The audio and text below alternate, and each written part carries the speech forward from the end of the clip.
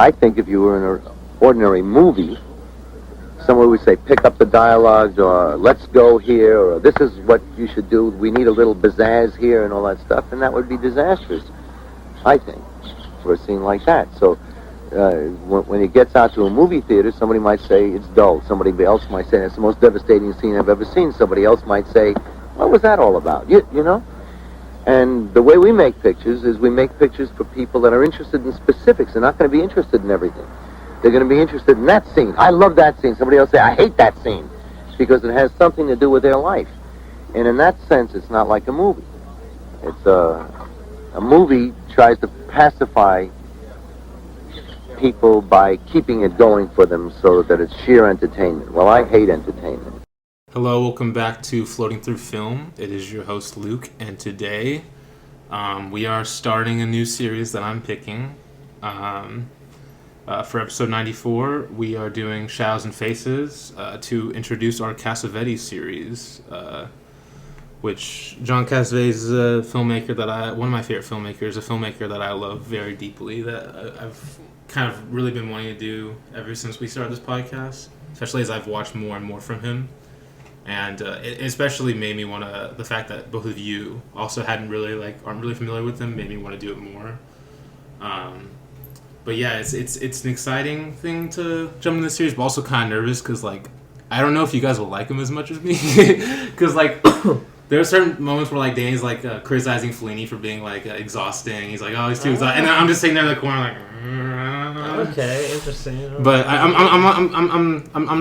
be optimistic. I'm curious what your thoughts are.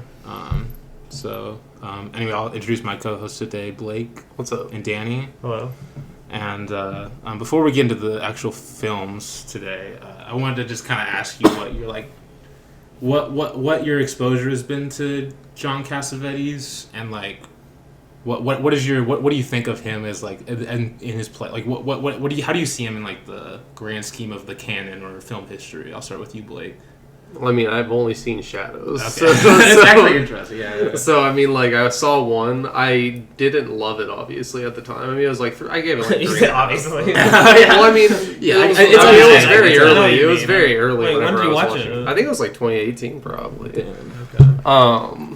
But that improvisational nature of the movie, I didn't understand at the time. And honestly, it's still not what I love the most in movies, but I did like it more this time around. Okay. But Cassavetes, I had more exposure to him as an actor, even though I didn't have that much exposure still. It's only been The Dirty Dozen, Rosemary's Baby, and The Incubus, which is a legendary Cassavetes performance. But okay, that title alone's got me hooked. Wait, it's the sperm one that I kept on showing you. You showed me that? Yeah, the YouTube clip where he's just saying sperm like 40 times in super okay, yes, I remember. But no, I love him as an actor though. Like he's obviously a great actor, and like, he obviously understands how to film actors from these first 2 movies that we watched. Okay.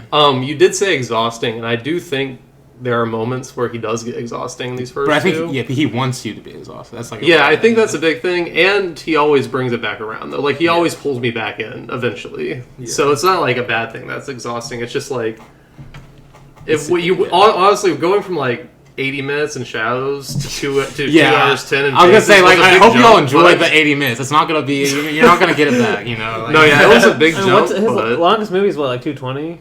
2.5, 225. Okay, basically. not too long. Yeah, it was a big jump, and I'm excited to see what you say about Faces, because I don't really understand what he's going for in that movie besides just like the filming of actors, basically. Okay, I can see. But I was very similar to you. It's because like weird. He goes like from filming from the main guy that I thought was the main guy the entire time to like just going completely off that for like basically 45 minutes, and I wasn't expecting that. Yeah. But I did kind of like the other storyline. Yeah, going into Faces like blind is like definitely very tough. Like once you kind of understand what you're getting, it's a much easier film to watch. But like when you're like going into it very blind, it's definitely very jarring. It was for me my first time watching it. Yeah.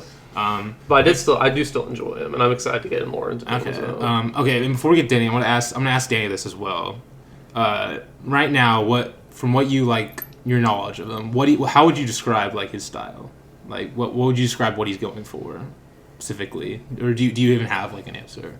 I mean, I don't really know that much Okay, about okay. Cassavetes. It's just I know that he is actor oriented. That's Okay, is that kind of your main that's the thing, main like- thing that I know about him. He's Okay. actor oriented, and he's like one of the biggest people in the New York New Wave, or like that.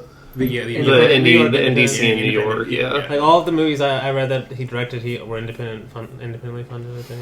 Well, the ones we're doing. Yeah, I mean, and that is he did. He something- did. He did couple go. studio He did. ones. He did like 3 studio movies, which Okay, will. okay. not That is talk something about. I'm excited to get to, or to like go through. Also, is just seeing how New York evolves from like because he started in Yeah. 59 with Shadows, and his last movie. When was his last movie? Like, 84. It's like But 30 that's the years thing, in New though. York, He doesn't so- stay in New York though. Oh, okay. Okay. And he also like it's funny because like he basically moved to LA like in the 60s and basically like lived in LA. Oh, is that what the joke? He is? grew up in New York. Is that why that Los Angeles joke and Faces is there? Wait, what was the? You have to remind me. I think. Well, I don't know if it was a joke, but I think that Chet or whatever asked the wife if she liked, or one of them asked each other how they liked LA, and then one of them said like, "Oh, it's fine" or whatever. Okay.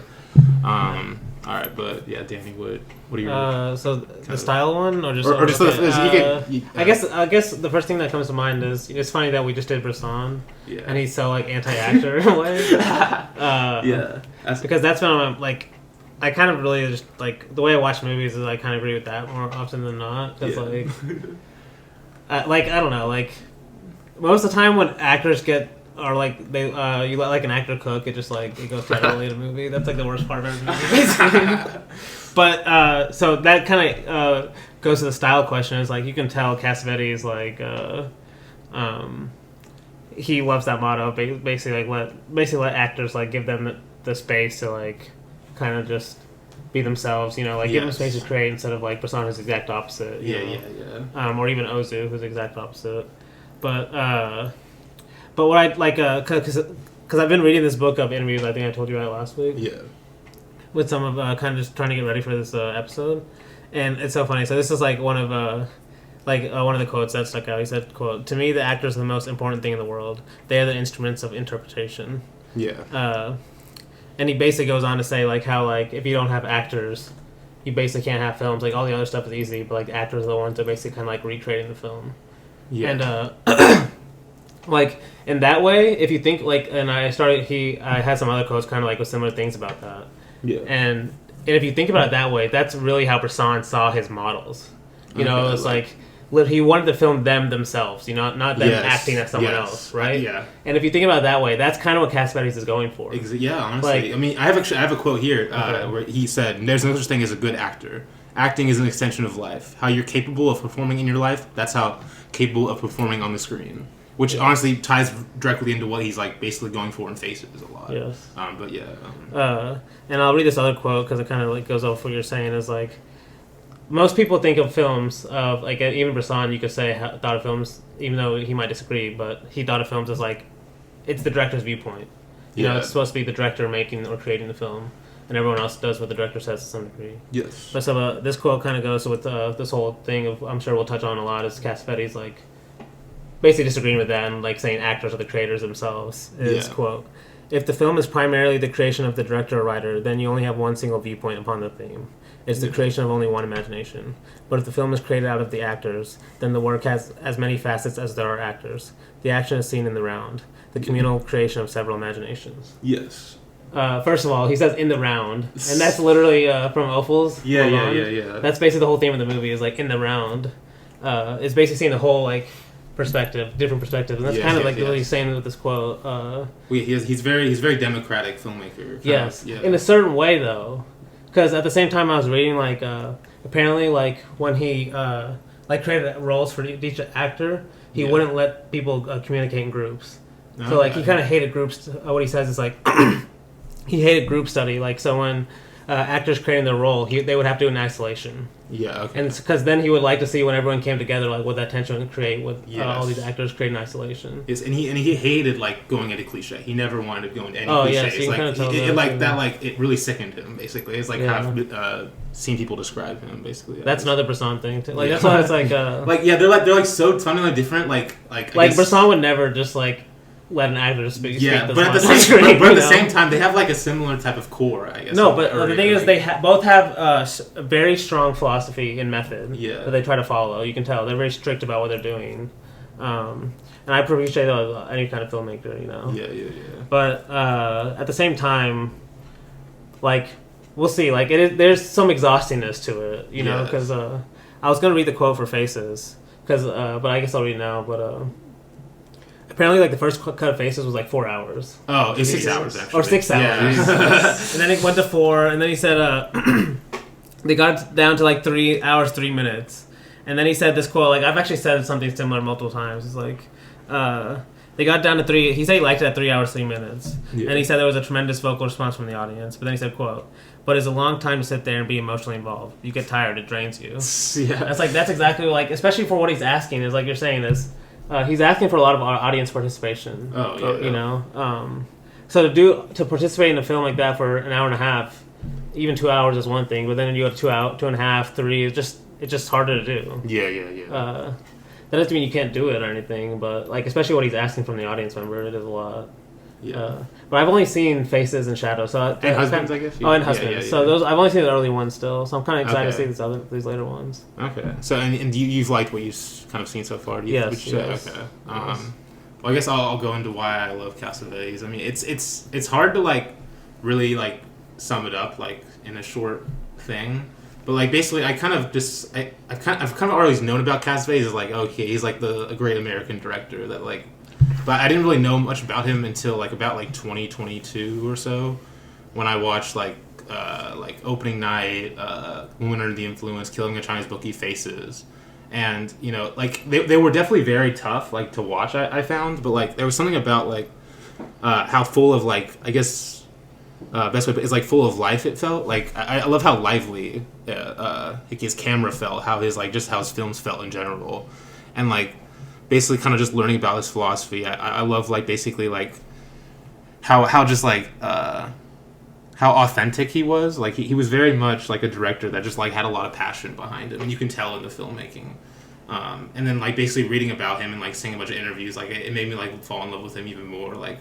And kind of just like discovering, like figuring out like why he does the things he does is really just like it's very much like a reaction to a lot of like the American Hollywood films of the 40s, 50s, which I do love.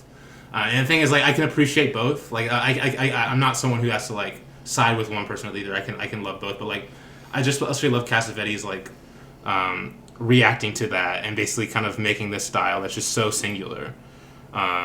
And basically, like, kind of his viewpoints as well talk about a lot about, like, how much empathy he has for characters, how he'll never, like, kind of take the moral high ground or just, like, flat out just, like, alienate a character. He always finds humanity in people. He, like, understands people better than I think maybe any other director that I've seen, or at least just the one I've connected to the most in that way, his empathy, I find.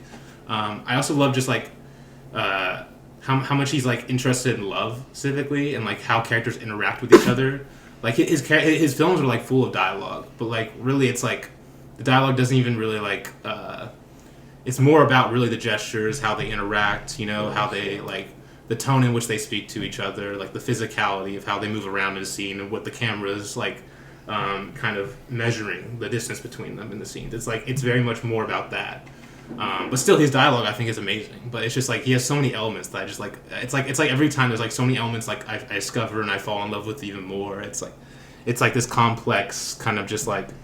It's like when you officially go into it, you see it's like it's kind of I guess you can probably call it messy. But like as I've rewatched it, I've kind of like started to go away from that, being like, oh, okay, it's actually like very intentional. I feel like. But I think, he's just a filmmaker I just admire so much, and I've gotten just like more and more like into and like just falling in love even more. And I can't wait to rewatch it and talk about it. So he's the great American director, you said? Okay, there's a lot of great. That's what you said. He's one of the top ones. He's one of the top. Okay, He's one of the top ones. I mean, which is one of the top directors in general, in my opinion. But yeah. No, I'm excited to watch more of these later ones. Honestly, I'm also curious. Like, do you guys think like okay, if we weren't doing the series, when do you guys think you would ever get to him? Honestly, I would have got to him at some point. For okay, sure. Blake. I don't know. No, I mean I would have got to him eventually. The sperm, video kept keeping your mind too long. You're like, okay, I gotta watch this guy. I gotta figure this out. You know. But yeah, No, he's definitely like. No, I'm glad that essential, I'm glad that you like doing American directors, because I know Danny said this before, but me and him are much less. We don't watch nearly as much American director or American movies as you do. So yeah. Well, especially older classic, ones. especially classic American movies. There's a lot of great stuff, like even behind the Hollywood model, which I love, which Cassavetes did not like. Yeah, But he definitely did. I love both. I love both kind of sides of it. I can appreciate both, and but I guess we can go ahead and get into it. Starting with Shadows, basically his debut film, which he completely funded by himself. The film costed like $40,000 to make. Damn. Which like might seem like okay for like such like a low budget independent movie. It maybe seems like a bit like higher, but you have to realize like back in the day they couldn't like just like get like an iPhone and shoot it. Like they literally had to buy film. Yeah, exactly. And he was having to like rent lights and stuff, and like all the actors here were basically taken from. He had like his acting workshop because he was a television like kind of character actor in a lot of movies, and basically what happened is. He kind of, as I said, he grew tired of like the kind of, I guess, a lot of like how a lot of mainstream Hollywood would like play it so safe in their films, and he kind of just like wanted to revolt. This film definitely is just very much a reaction, which is very one of the most interesting things about it. And basically, like a lot of these actors, he would just like a lot of this was like improvised beforehand, which is another thing about his improvisation. It's not like pure improv where they're like literally just like shooting the camera, letting it roll and see what happens. It's more like they would improv off camera, create into a shooting script. Sometimes they would even improv off of that, I think. But like basically it's like an improv off camera, but still, as like you said before, like kind of preparation kind of the improv preparation came beforehand, and then basically that the results still show up on screen. I think what's more important too is that the on camera still feels very much like improv. Like it and the improvisation elements like it very much supports the film as it does here, which I'll talk about. But like he was like I think Seymour Cassel, the actor who played Chet in Faces, and who was a prominent actor in Cassavetes movies and also was a good friend of his, had a story where he said like basically like. He heard about this like John Cassavetes acting workshop that he wanted to go to because he was like studying acting, and so he goes to like this like building and like he goes to the desk and he's like, oh, I'm looking for the Cassavetes workshop. He's like, oh yeah, the secretary was like, oh yeah, it's like in the room like what he like she showed him where the room was, and like he walks in there. Cassavetes is like they're shooting a scene on Faces like on a soundstage, like a little soundstage, he has like a little set bill, and he's like with his like small crew, like dingy crew, like trying to shoot everything, and Seymour Cassel was like watching, and then like Seymour Cassel literally got up and started helping them because he realized like okay, these guys like need a hand. I mean, that's how kind of they met basically, and basically he was like a production assistant on Shadows, and then basically that led to like him being cast in Faces and stuff. But like that's kind of how on the ground, like very like dingy. So that was him walking into Shadows while they were. Yeah, one of the scenes they were shooting. Like a lot of this was shot in like sound stages and like all location shooting very much so, which you can definitely tell the location shooting. Plus, you can definitely see why like the French New Wave guys were like so excited to see Cassavetes. Oh yeah, like just doing an American movie like this. I have a quote from Godard on Cassavetes. Oh yeah. John Cassavetes, who was more or less my age, now he was a great director. I can't imagine myself as his equal in cinema. For me, he represents a certain cinema that's way up above. Very, very good quote. I mean, he kind of reminds me of Romer in some ways too, just like letting your actors talk. Okay. Definitely, Romer films them way differently and stuff, but I'm pretty sure Romer was like anti-improv too, from what I've read. Like he like. Well, that's the thing. People think his movies are a lot of improv, you know. Yeah, but apparently he meticulously wrote every scene to detail. Basically, was a very which what I've heard Cassavetes also wrote he kind of it was kind of a combination kind of both. But it's. But I do think that I think that Danny talked about in the Green Ray that part of that script building process for Romer was like. She played a huge part in her own character. I think I think that's like it's still like it's not improv, obviously, but it's like taking from your own life and making it and putting it on in film still. But, yeah. What were you gonna say something about? I think so. He just brought out Romer. In the Okay. I don't know if you're gonna make a book, but basically, okay. But Shadow specifically, like, I'm not expecting you guys to love this as much as me, to be honest. But I'm still interested to hear your thoughts because this film is like very similar to like jour de feet for me with Tati, where it's like Okay. it's like rough around the edges, but that's kind of why I love it so much. Yeah. I could say it like that. And also just kind of how radical it really was like for the time. Yes. Like it's like watching like watching like The Bandwagon, which I love. But like comparing it to this movie, it's kind of insane. Like these movies came out in the same decade, basically. No, yeah, they definitely. That's insane. But yeah, I guess I'll start with Blake. Both of you have seen this movie. No, yeah, okay. I've seen it. This is the only one that I've seen, like I said before. But I do think I liked it more this time. I don't want to say I got it more because it's still, even at only 80 minutes, there were still some exhausting moments. but I do think the improvisation works in this one, honestly, like more than I was expecting this time around. I wasn't expecting not like this movie as much, but like I already said, these aren't usually the type of movies I gravitate towards. But yeah, the jazz stuff gets me with the jazz stuff every time. Very much. I love Hugh. Okay. I think Hugh's the brother, the older brother. Yeah, the struggling jazz. The struggling jazz singer. I don't know if he's a jazz. I don't know what kind of singer he is with it. No, I love Hugh, and then you can Danny said earlier, you can definitely tell the influences of sound in the French New Wave, especially I feel like with Benny. Like I feel like I've seen that Benny character in other French New Wave movies specifically. Okay, so. yeah, honestly. Like I can see him as like a Belmondo on Breathless kind of thing. Yeah, kind of. Yeah, like that kind of vibe to him. Yeah, but yeah, I guess. But yeah, it. I did see that he had this was his acting workshop. They kind of just started making film. Yeah. I don't love the movie. Really. Yeah, I wasn't expecting. It has its moments for sure. I do like the Hugh storyline the best. I think. Okay. And I love Hugh and his manager. I think that's my favorite part of the movie. Honestly, is Hugh and his manager. Yeah, Hugh and his manager, and the whole I like the idea of never mentioning the race thing. Yeah. But that's basically kind of what's driving the whole movie in some sense. Yes. It's just a little clunky. Yeah, it's I kind of a think clunky movie. That's why I love it though. That's the thing. Okay, But I definitely see why people wouldn't gravitate towards it because of that. Yeah. Because you definitely see a lot of the awkward pauses between scenes, but yeah, stuff like that. Yeah. But even then, those I kind of feel like it fits with the improv nature because it really does. Because I guess I'll get into why I love this movie. Because it's the improv nature really fits because these young characters are still trying to figure out in life, so they're kind of just improving through life. So the improv really just kind of matches the character situations in a way, in my opinion.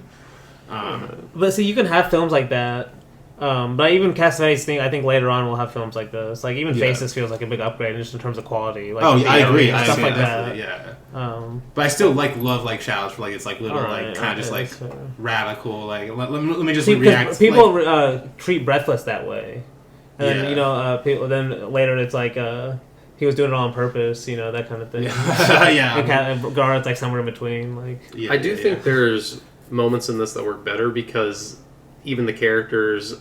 It feels like the characters in the movie, if this was a script, this would be an improv situation for the characters. Yeah, I'm thinking of the scene where the guy that's taking her out to dance comes in. That's just made for improv there. Yeah. That entire scene is just made for improv, and that's where where some of the best stuff in the entire movie comes. Which I'll get to my next point. This movie's fucking hilarious. I do think a lot of it's funny.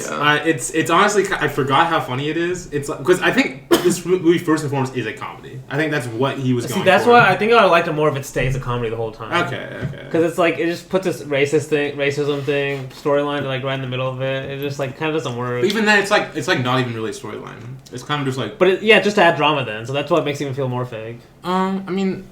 And then the fight at the end too. Okay, but I find that hilarious. That's hilarious. Because I noticed both these movies kind of have it's it is he's making fun of Hollywood or just kind of going against Hollywood, like you're saying is. Yeah. It's they both have these dramatic endings, but they're really not that dramatic. Well, he's kind of deconstructing exactly the kind of Hollywood melodrama as well, which is a big part of Faces it. definitely you can see more so on purpose, but yeah. I guess we can go ahead and get into it. I guess we kind of start off basically with basically Ben and his friends, which also mentioned the jazz score of this movie. Also, I think is important because first of all, jazz music's great, of course. Duh. If you have a jazz score in a movie, it's there's more of a chance I'm gonna love it. Sure, but but it kind of also if you think about jazz as an art form. It is very improvisational. So it kind of really kind of matches what's going on in the film. also like you can. I think I've read that like someone tried to make a connection between like jazz, like because jazz, a lot of it's like there's a lot of like bursts of emotion, and it's kind of very similar in this film, which I can definitely see. I would need to think about it more, but basically from the start we see Ben and his friends where he walks by a protest and basically like his friends like meet up with him. This trio kind of reminds me of Ivy Taloni. Honestly, this film honestly. No, I was thinking the same thing. Because actually the book I'm reading on Cassavetes, American Dreaming, the films are on Cassavetes by Ray Carney. He actually says that he thinks this film is indebted to Ivy Taloni because apparently Cassavetes has expressed admiration for that film, which he also actually mentioned he's loved neorealism, Italian neorealism. I have a quote. Apparently he talked with excitement about Umberto D, Bicycle Thieves, Bellissima, and La Terra Trema. So also a Visconti fan, Okay, I see him, honestly, a lot of similarities between Cassavetes, Ivy Taloni, with like the kind of like very like young people kind of like stuck in the situation, like kind of trying to just kind of honestly, you can kind of say like they're kind of trying to improv through life too in Ivy Taloni. But basically, we get the scene of them trying to pick up 3 women, each of them. Which, I mean, I know you've seen Husbands, so I know you can probably make the connection between this and that a very similar scene in Husbands. When all 3 of them are trying to pick up women as well. Yeah, I'll have to rewatch. I don't remember what's Husband's a difficult film. Okay. It's wait, is it like in the dinner scene? In the casino, when they all like try to pick up the woman and like. They take him back to the hotel rooms, but it like ends up. Yes, okay. I remember. Yeah. It's like a very similar scene he comes back to in that film, but basically they have no game whatsoever. Let's be real.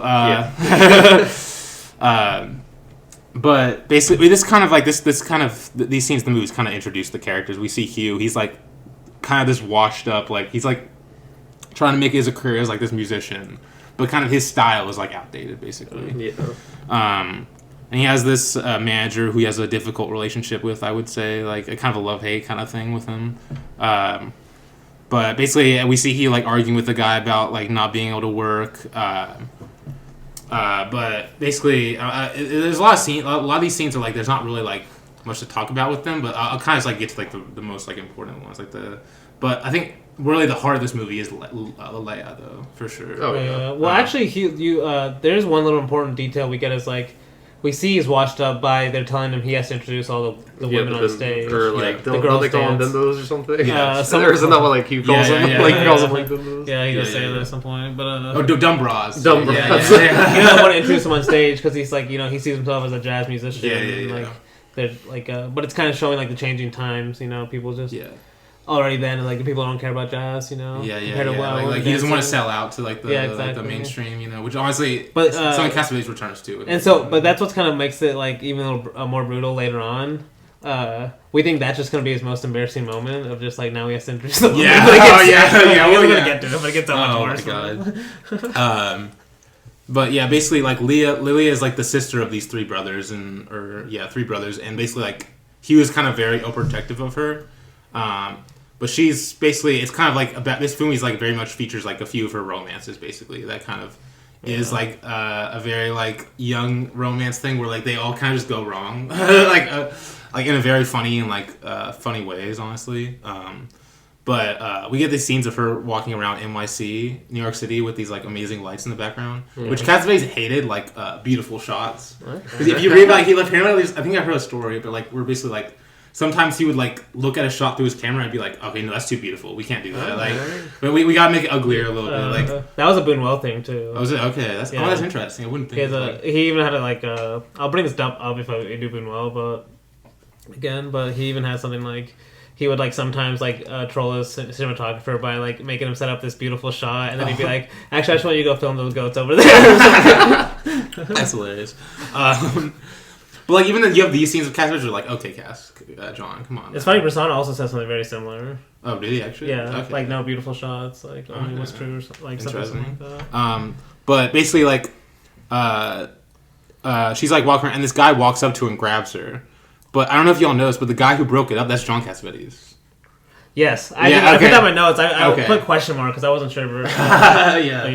Just a little cameo, you know, but which he's an amazing actor. Which we're gonna have specifically. There's a movie I chose that he didn't direct that he's acting in that I specifically chose for his acting because I also need another movie, Mikey and Nicky, which we'll be reviewing in a series. But that's actually one of the like American classic canon that I haven't seen too. Mikey and Nicky. Oh, for sure. Okay. I haven't seen it either. Y'all will love Mikey and Nicky, I think. Okay. Even if you don't love John Cassavetes, Is Gina Rollins in that too? no. Oh. Peter Falk is though. Oh, okay. I love. We're gonna get to Peter Falk too. I love Peter Falk. Peter Falk is I'm great. a big Peter Falk stan. But I think the next major scene is when Hugh is performing, basically. Which the scene is brutal, but also kind of hilarious and like a. Well, because they're trying to convince him to do a joke, and he finally agrees. And also, it kind of shows like a big part of like Cassavetes' like camera, where like a lot of filmmakers when like he's like singing and everyone's like like kind of booing him, not into it. A lot of cameras will focus in on like a lot of cameras would take Hugh and just focus their camera on him, but Cassavetes is more just like. He like democratizes the whole audience basically. Yes. He's more interested in like the audience reactions, kind of everything around Hugh. Yeah. And I think that's part of like that's like a very like empathetic thing because like it shows that he's not like laughing at Hugh. He's more kind of like I think if he stayed on Hugh, it would be more like he's laughing at him. But by like kind of like focusing a lot more on the audience, it's more like okay, I sympathize with what he's going. Yes, like how he's bombing basically. Exactly. Yeah. It's like more like an empathetic kind of.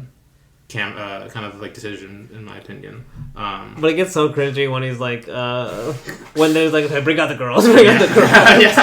Like May's putting them all to sleep and he won't introduce them and they still bring him out and then he starts trying to tell the joke like right over it still like This is what I'm saying, this movie's hilarious. It is that part. This is the it's funny but also super depressing. So you actually think it's the funniest part of the movie? I don't. I was gonna say there's part. What am I forgetting? Oh, the after sex scene, the after sex scene. When he comes to the apartment afterwards, like there's a great. Okay, we'll get to it. Come on, I'll bring this it is up. definitely my favorite. My favorite is definitely the one I said before. Whenever the guy comes to take her to the dance. Okay, that seems hilarious. There's some. Okay, yeah, that was fun. But basically, I think this is when we're at the literary party, or no, he gets invited to a literary party. Yeah, David the three group does. Yeah, and Layla's already going with her older boyfriend David. Who's like this intellectual kind of guy. I love this like train of dialogues where he's inviting. He's like a literary party, a concert, or a museum. I don't think any of you have ever been in a museum. I bet you can't even spell it. But this is like he says this intellectual guy. He says something that's similar to Seymour Castle in Faces. Where I'm wondering if he Cassavetes brings this up in his other movies, like this kind of message of Jesus and like.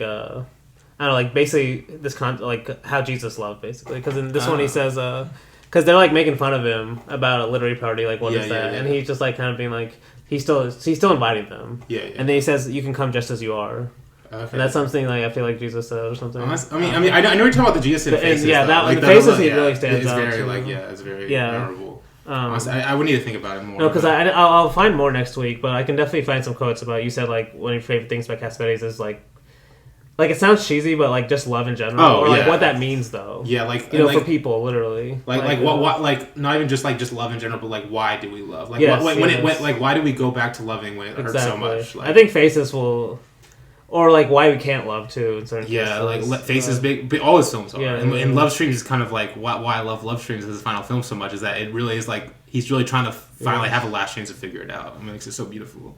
Well, okay, I remember because like I read something like. And I'll find the quote for next week, but it was something like how he was saying, like, love to a certain degree is illogical. It's not rational. Yes. And you could say, like, that's how Jesus preached, too, in the Gospels. Like, like basically to love your enemy, that kind of thing. Yes. Like, what that really means. And you could... that's why I'm noting that in my head to see if in the future movies he brings that up. Okay, because I've only seen the first three, so... Because it definitely comes up more when he's, like, giving his whole speech in Faces. Yeah. Oh man! And I love he just pops up in that movie. Okay, we'll get to it. You're making me excited to talk about it. But next scene I think is when the friends are like walking down the street and they're like around the statues and they're arguing with each other. Like one of them's like they're like making fun of the statue like has like a big ass like and like the one of them's like a really like he's like, no, guys, don't talk about art in that way. You know, art's like precious, and like, oh, but like, how can I ignore this like honk of a ass? Like, that's so funny because like he's like trying to take it seriously at first, and then they're like, well, imagine if it was your wife or something, and then he like starts cracking up. Oh my god, it's hilarious.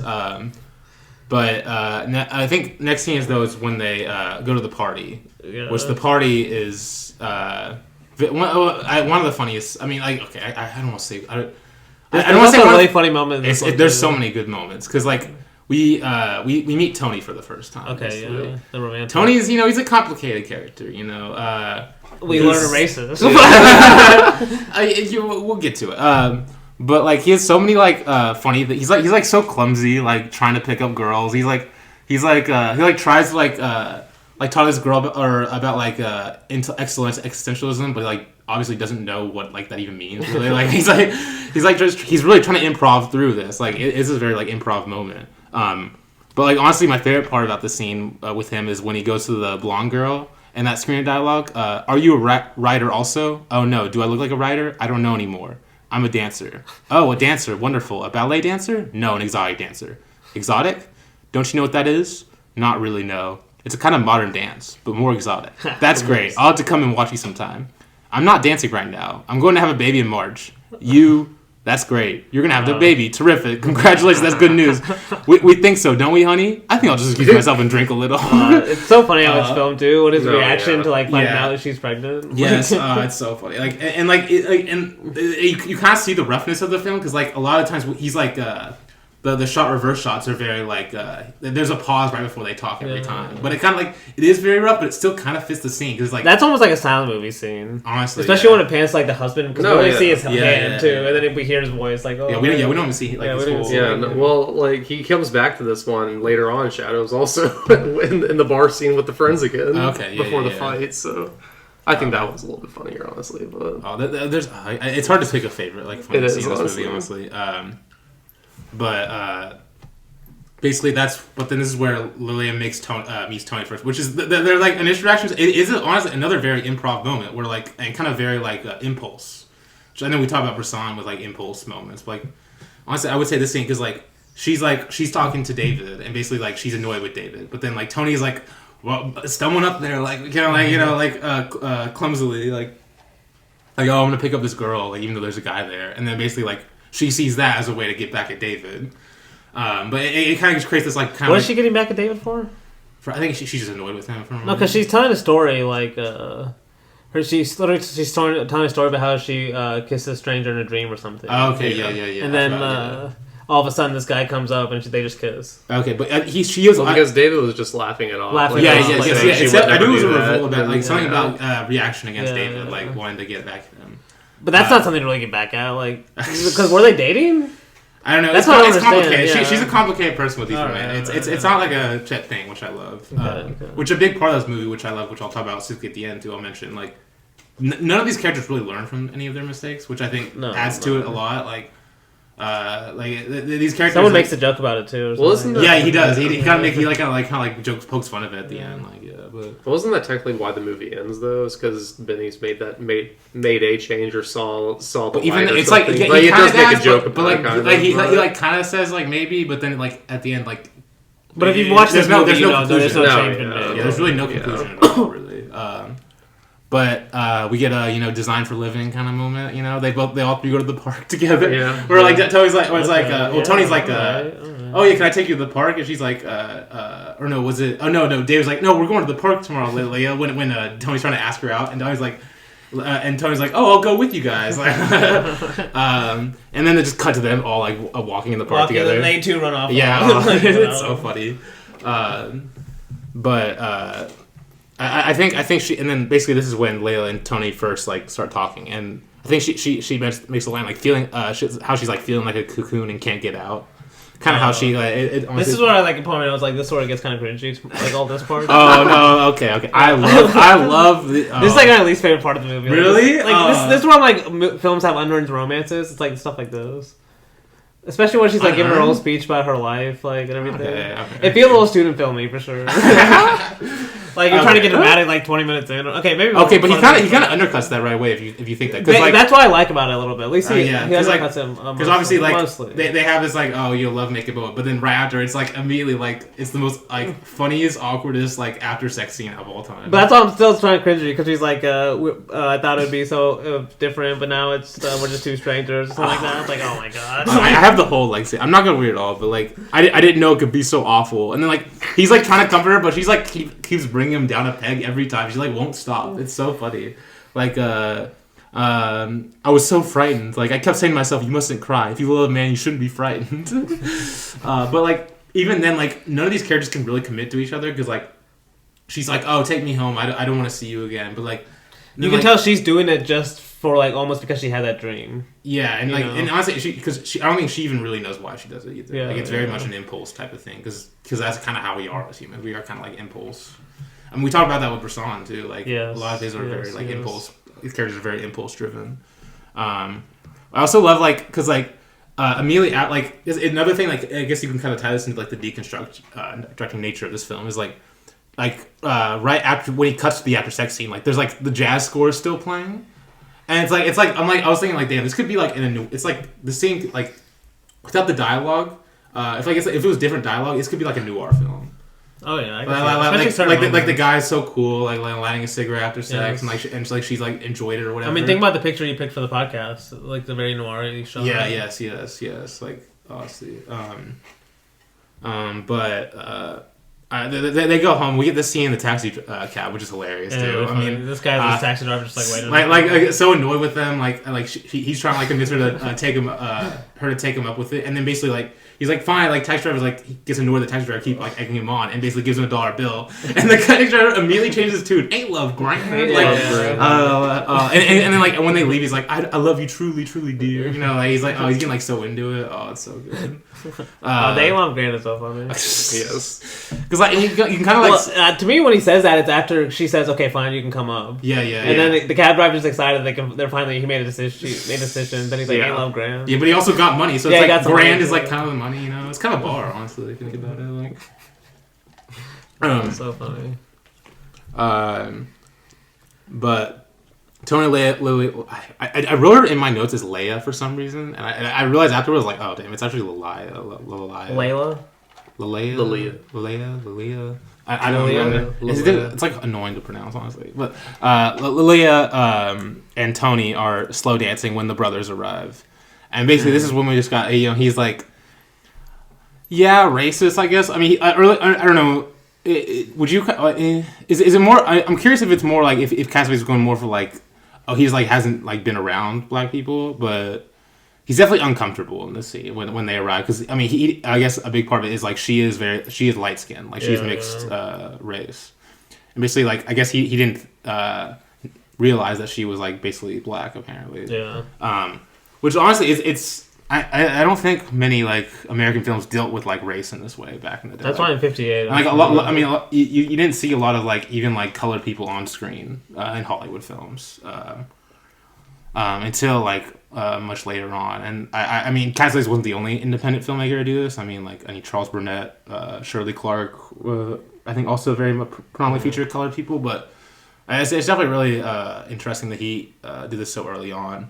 And very, very radical, I would say. But basically, Tony immediately is like, "Oh, I have an appointment. I have to leave." And like, then Leia's like, basically, when he's leaving, like, she's like, "Oh no, I love you," which is honestly, like, it shows like another thing, like how she can't like make up her mind about anything. Like, she's very just like doesn't really know what she wants. Like, kind of at this phase of her life. It just feels like very dramatic. All this stuff. She's like crying a lot. And stuff. I can see that. Yeah. I don't really get her turn of all of a sudden saying "I love you" because like she found out he's racist. Yeah, but it's I don't know. It's very much. I think she just unless you're saying he's not racist. He's got to be racist. At least it's some version of racist. I mean, I don't know. It's some version. He literally doesn't want to shake his hand at the beginning or something too when they he comes to shake hands. Yeah, I mean it's not entirely true, and I definitely think he got better at like dramaticism, like being dramatic. If you want to say he definitely got better at it. But I still definitely appreciate what he's doing here. So because he's still trying to figure it out in this movie, I think, especially.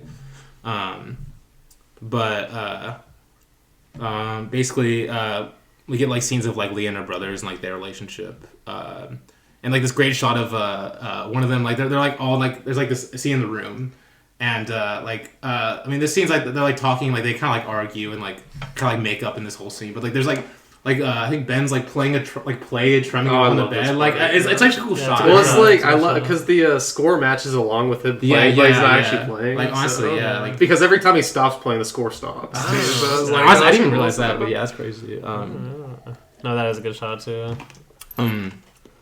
But then we get Leia paired with another guy named David, which this guy's. Oh, really? I didn't even know his name was David. Yeah, he's also named David.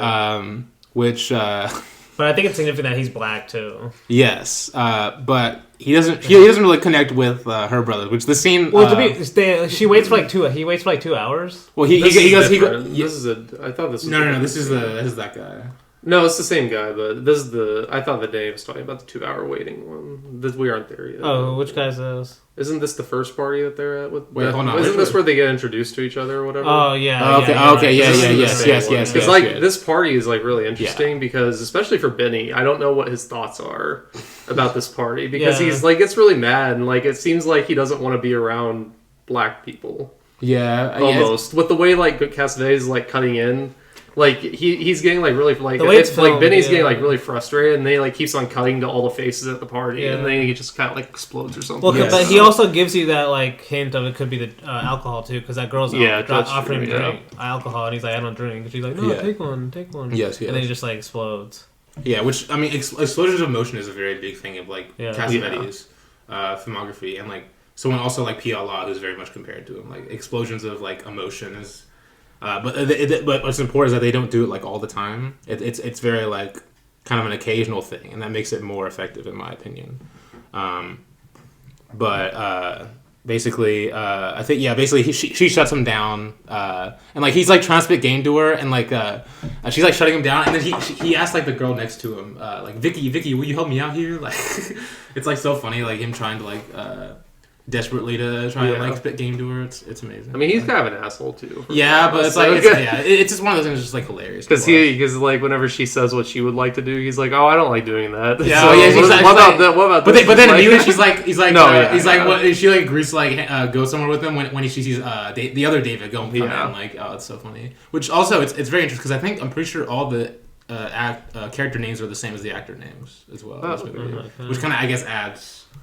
To like the very like intimate feel of it, like for sure. But yeah, basically Ben gets like kind of like beaten. Like he's like trying to like he basically gets drunk and basically like does he hit? He's like basically like he being like pushes that girl. Yeah, he's like aggressive trying to like get closer to him or something. So. Yeah, but basically like Hugh gets like super pissed at him. Yeah, but like honestly the scene of them like trying to make up is like very kind of like it is very like kind of you think it's gonna go one way, but then it's actually like Hugh kind of like sympathizing with him, like he's like I want to talk to you, but like he's actually like very much like reinforcing him because definitely like Ben is kind of going through this like identity crisis, basically you would say, kind of like how to treat like learning how to like. Basically, how he's gonna, how to treat people better. You know, he's not like someone. He's definitely having some kind of identity crisis with his like race and specifically like how he treats people. Basically, is kind of how I see it. How he empathizes with people, which even then at the end, like, well, he feels stuck in a rut this entire movie. Yes, very much. He's very much similar to like the guys in IV Filoni. But like even then, like as we said, like does he learn his lesson? We don't really know. Yeah, exactly. Because you think he might leave, because he's threatening to leave, and then he's like, okay, fine, take the car, you can stay. And then he decides to stay. It's like, okay. Yeah. They just go back to the same exactly. It's just a cycle. But that's life, though. Like, honestly, like, it's very similar also, like, Shortcuts. Like, the ending of that movie. Mm-hmm. Like, you think characters are going to find some, like, big, like, kind of, like, answer to their problems. Or, like, big, like change they're going to make, but it never happens. But that just adds to it. The authenticity of it, I think. Yes, okay, but then this is... Yeah, it's okay. Now it's that guy's waiting for her. Yeah, the I think is it the same guy? The guy. I think it's still David. Right? Yeah, it's still David, right? Okay. It's confusing because they have all the same names, but like, but it's the scene to like when he comes to the apartment and like she's still getting ready, but he's like trying to socialize with her brothers. Yeah, and so like, it's so funny. Like, he's like trying to like. He's like correcting her brother on the jazz. Oh Yes. yeah, I was like, oh no, you're doing it wrong. He's like getting really into it, and they're like kind of like not caring as much, but then like starting to make fun of him and stuff. Like, it's so hilarious. Like, and like Leia's kind of like backing up her brothers too, which kind of makes it more awkward but hilarious. Like, they're like all making fun of him. Like, it felt like she told her brothers to like basically play along with her because she's obviously trying to lead him on, make him wait for her, like see how much see if he actually stays, but probably. And she and to me it seems like she asked her brothers to play along with that, because they definitely are. So honestly, and I do love the scene because like there are so many things that they're saying, and you could just see like Benny in the background just like hiding his mouth behind his hands. It's like, oh my god. But it just works for the scene too, because like he'd be doing that in the actual scene anyway, probably. So honestly, like if his brother and sister are just saying these random ass things to this random guy. Well, and also this guy's like he's like such like a milquetoast, like he is trying to be like super cool and like has a big ego. He's like honestly he's like very much like he's like the type of guy to be like, oh, you know, like that's a man's job, like I'm a man. Like he's like really masculine, like trying to be masculine, but like kind of like kind of a dick. Yes. But we get maybe the funniest scene in this movie. I think probably the funniest scene in this movie for me is when they head out the door and then Tony arrives. Oh, okay. Yeah. Oh, it's like it's honestly so perfect. Like the fact that he's coming back. Like in a way, yes, Cassavetes is kind of making fun of him, but I think I sort of think he also kind of like is using this to empathize with him as well. The fact that he will come back and like wants to apologize, like at least he wants to do it. The fact that he wants to apologize, it kind of makes him more like kind of humanizes him a bit more, I think. Yeah. But yeah, damn, this is. But it's still like he can't talk to Hugh, or I guess Hugh doesn't really want to talk to him either. Yeah, but it's basically like they can't talk to each other. The only one he can talk to is Benny. So. Yeah, I guess. Yeah, I mean, he's still not like. I mean, he's not like. I'm not. Well, I think it's like a big moment in the movie because it looks like Hugh's going to get really mad at him again, and then Benny's like, "Let me take care of it." Yeah, like, kind of showing like he's like, "All you need to do it's is like talk. a family thing. Yes. Just let me do it this time." Yes. Like putting trust in Benny for the first time, maybe. Yeah, honestly, yeah. And so then Benny's the one who like talks to him, and he like handles it casually. Yeah. And like kind of makes it a joke when he's like apologizing, and it makes it funny. Yes. Well, because I mean, it's contrasted with, or compared, maybe, I don't know, with whenever Hugh blew up with Benny earlier. Yeah, exactly. So, with that, or when Hugh because we saw that Hugh can't control his emotions. Yes, very exactly, well, so. exactly. Yeah. Because he even tells after the guy Tony leaves, Benny tells his older brother, "You must love to fight, man, because you keep pushing people." Yeah, honestly. Yeah, because he keeps doing it as the agent too. He does, yeah. And I mean, and I think after they leave, they like start laughing too, which is but honestly, there's nothing you could do other than laugh, because that like the way Tony just like stumbles in there is like so funny. Which, by the way, I learned last night. I let you guys know that Tony is Nicholas Ray's son. Yeah, it's kind of crazy. Which is like insane to me. It like, is. I was like, damn, did Cassavetes love Nicholas Ray? I mean, must have. Probably. He must have known that. Maybe. I'm sure Cassavetes like Nicholas Ray. I mean, you have to. It's Nicholas Ray. Like, Which, I mean, okay, crazy story though. I don't know if Tony. So you know the girl from A Lonely Place, the romantic lead of Humphrey Bogart. Oh yeah. Read her Wikipedia page, because she was married to Nicholas Ray during that movie, or like around that movie. They divorced. She goes on to marry his son, basically, or has like a romance with their son. But I don't know if it's Tony is the son. I forgot to look, honestly. Crazy Wikipedia page. I'm gonna be honest. Like, that's a crazy rabbit hole to go by. What the hell? Look it up. You know.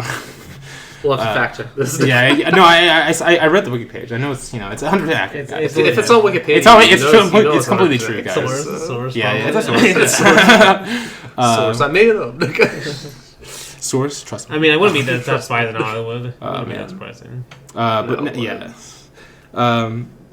now we get scene of Leia and David basically out, but like they're dancing, and like this is like kind of like the most like awkwardest funny date too. Like they're like kind of roasting each other like the whole time when they're dancing. Like they just don't seem like a good match. Oh no, definitely not. But like it's like that. Like he's like still trying to like force it somehow. He says to her, "Despite your horrible exterior, it's you I like." Like, bro, like give it up, bro. Like we just watched this whole scene. Like, you don't like her interior either. So he's like shutting her down, for being like a woman. Like he's trying to like prop up men in general. It's like really strange, but basically, I think the next scenes basically like Hugh and his Manager at the train his station. manager kind of like. This is another guy you think is about to leave. You know, like he's literally like at because in I Play to Learn you get one character that leaves on the train station at the end. And you think maybe this guy's gonna be, you know, the agent's finally leaving Hugh, like, after this, like... Yeah. He says, like, the best gig he's ever had is, like, a week in Phoenix or something. Yeah. I don't know what he does. Tucson or something. Yeah, or Tucson. Some Tucson area. This guy's... I love this guy as an actor, but you can tell in this scene he's reading off cue cards. Yeah. Oh, for sure, yeah. He's literally, like, looking, like... Yes. He, like, points... He's like Brando. No, like, yeah. No, I noticed that, too. That's so funny. But honestly, this guy's face, like, he definitely cast him for his face. Oh, no. We're talking about faces. Yeah. The faces in that movie. No, Seymour Cassell. That's definitely why I like Seymour Cassell too. Oh, and also the main guy. Also the other guy. That guy's face is insane. But we'll talk about it. But yeah, the scene happens and... because like you think he's about to leave him. He's like, I'm tired of it. And then he just does the same thing when he apologizes. It's the same thing as his brother. And the guy's like, all right, I'll stay. Yeah. Maybe the lesson in the movie, he was really good at apologizing. Honestly. Yeah, okay. Honestly, that's a good skill everyone should have. Yeah. Honestly. Just getting mad and then apologizing. Honestly, yeah. But I think next is when we get the three friends meeting up the same three girls, like a very like circular thing. Yeah. Which kind of I guess is the theme of the movie. But like basically this time, three other guys that are already with them show up, and basically they get in a fight, and then I just love like the after shot of them just like being like strung out like in the alley with like over the trash cans. It's like so funny. Just, like, they're like barely moving, like oh, it's so funny. But basically this is when kind of Ben like kind of like says like kind of it's like kind of making fun of like people like characters that learn their lessons and like all that. So he's like, oh, I don't want to try and pick up girls. Like, want me to be corny and say this taught me a lesson? Well, it's taught me a lesson. But like being sarcastic. But really, like you can't really like you don't really know if he ever like really did learn his lesson. It's and especially this final shot, which I love the final shot in this movie of him kind of like I think this is one of the picture I chose for Shadows. For this when he's walking out. Yeah, when he's like just like kind of in the street, like Cassavetes just following with the camera, like from a distance. Kind of starts with him too. Because like you think he's like gonna go somewhere, but like you kind of realize like in the scene he doesn't really know where he's going. He's just kind of just wandering aimlessly, which I love. And of course you get like NYC like lights. But you don't really know where he's gonna end up now. Destination unknown. Mm-hmm. But. That's Shadows. And then he does reveal that this was all improv. So. Well, yeah, but we already talked about those. But it's like improv, like it's like it's not like I talked about it. Yeah. It's not. It's like it's interesting because like PLA, who's I said is like compared to Cassavetes, like PLA actually used improv. Like there's a scene in Some Wars where he PLA himself plays a major character in that movie, and basically like there's a major scene in the movie where he shows up, but he didn't tell the actors in the scene that he's showing up. So like he actually got like that scene happening like in real time, like improv, like he's showing up and just like disrupting the scene that's going on, which is a great scene. Well, maybe we get to PLA someday. I don't know. That's kind of like Fellini-esque too. Maybe like what do you mean like Inter Vista has a scene like that too. Okay. Where there's like a director directing the start of the scene. Okay. And then all of a sudden the real director comes and tells the other director he's just an actor. Yes. I need to watch it. This is so good. But damn. Do y'all want to take a break? Take a quick break. Yeah, we can. We'll be back. Yeah, we'll be back. Talk about faces.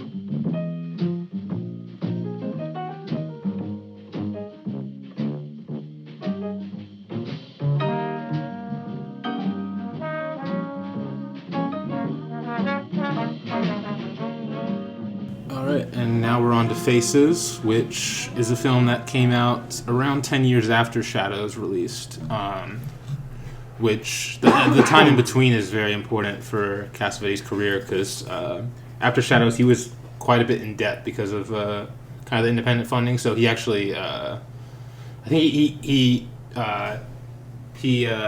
signed to Paramount and like kind of moved to Hollywood basically to make kind of studio films under like Stanley Kramer was like a producer that was very much. But he made 2 films, Too Late Blues and Child Is Waiting, and he hated like the experience of working on them, like because a lot of them were compromised, like creative control was taken away from him, like he like really couldn't like.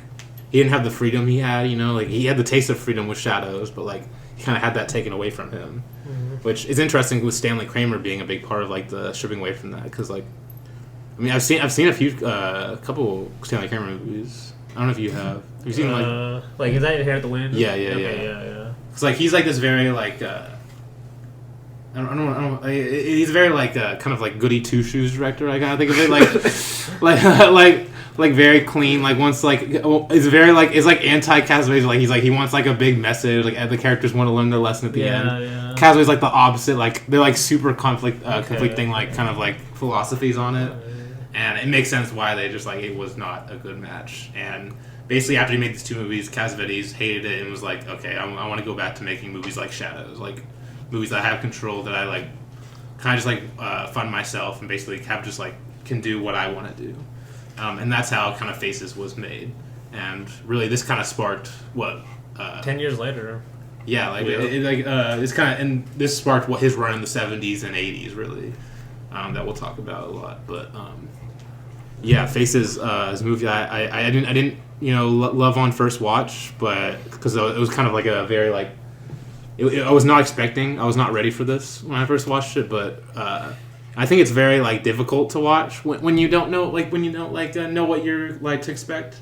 But like now that I'm like love Cassavetes and like very much know what to expect, like this is like an easy watch for me because I think this movie like flows really well, which I'll probably talk about. But before we get into it, because I'll ask y'all's thoughts on it.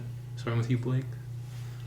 No, I mean, I mentioned earlier in the podcast, whenever you said exhausting, this movie did get exhausting at points, but he always did pull me back in, like I said earlier. Like, there's always something interesting, and I'm glad that you showed me that clip finally, or that clip before, because that's basically what he's saying, actually.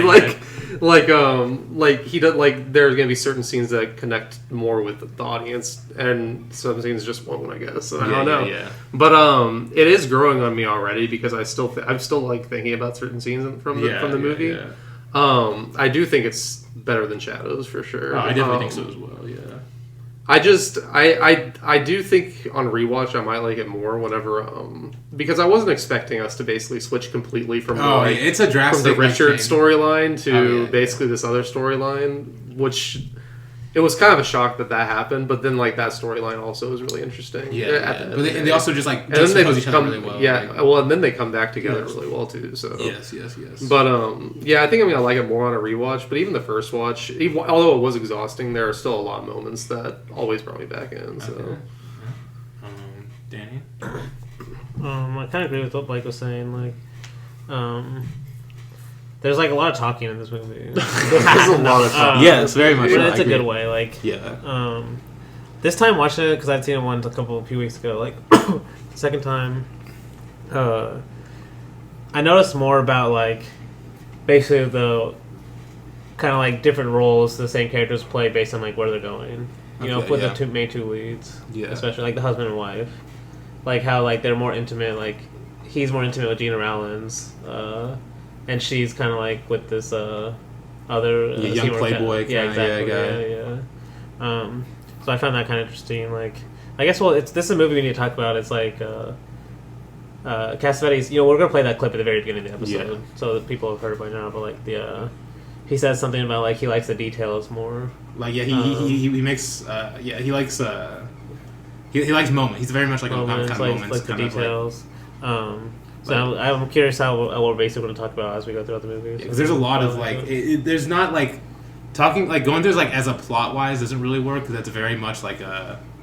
No, there's basically just like 2 or 3 locations that. Yeah, there's a grand total of like 8 scenes in this movie, I think, which is crazy. Really? Yeah, it's honestly insane. See, that makes it feel shorter to me though. Yeah. Sure. I forgot to say at the beginning, like. You kind of just settle into each scene. It's not like it's not like a 2.5 hour Hollywood movie where they like spent like $200 million, so there's all these like sets, but they're only there for like 5 minutes. It's like, there's so many dynamics in every scene, like and like way he's moving the camera around these like one location spaces is like insane. I mean, like But, And I read that he said that they shot like a lot of different scenes on different film stocks too. okay, I didn't. Okay. So like basically that's why a lot of it looks so different based on which location they're in and stuff. Which I love the grain is in kinda this movie. crazy, It's too. like Yeah, it like really does something to my soul. Honestly, like Yeah. it's just so beautiful. Like we need to bring it back. But yeah, I love this movie a lot. I have a few quotes. I have a couple quotes from Cassavetes like that I think explain the movie really well. But like there is a lot of dialogue, which I love the dialogue, of course. But like this movie really is about like what they're not talking about and like what they're kind of avoiding, really. And it's really just like kind of coming at a time where like kind of the I guess it's kind of like the nuclear family is like a big like kind of idea in and kind of the American like I guess psyche. And like he's really kind of like deconstructing that in this movie with like this marriage between the two, like what couples like kind of how they get into these routines where as the guy in the quote says like he's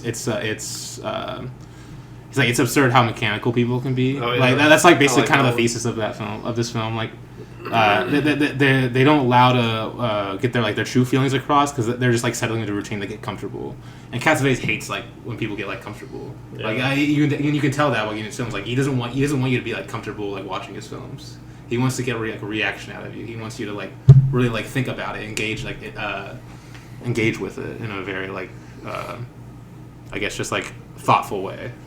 I would say. But I have two quotes from Cassavetes about the movie, and one of them's like more about like the formal aspect of it compared to Shadows, and the other one's like mainly just about like kind of the themes around it. The thematic one is I was bugged about the millions of middle-class marriages in the United States that just sort of glide along. Couples married 10, 15 years, husbands and wives who seem to have everything. Big house, 2 cars, maid, teenage kids. But all these creature comforts have made them passive. Underneath, there's this feeling of desperateness because they can't connect. I would see married couples who were lying to one another, who had nothing to do with another in their lives. If their tastes coincided, they felt they were quite remarkable in their marriage. People would say, oh, they're so wonderful together. But they come home, they just look at each other and say, how are you? How was the day? What happened? And they have no love. This picture was a plea for return to some kind of real communication.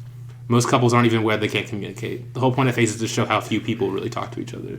I think that's a really good like way of saying it, because like, especially just like with the amount of like, which like with like the amount of scenes where like they'll like a lot of like the like there's a scene like we'll talk about like when like the husband and wife are talking, but they're kind of dancing around the point the whole time. Yes. They won't like really say what they feel.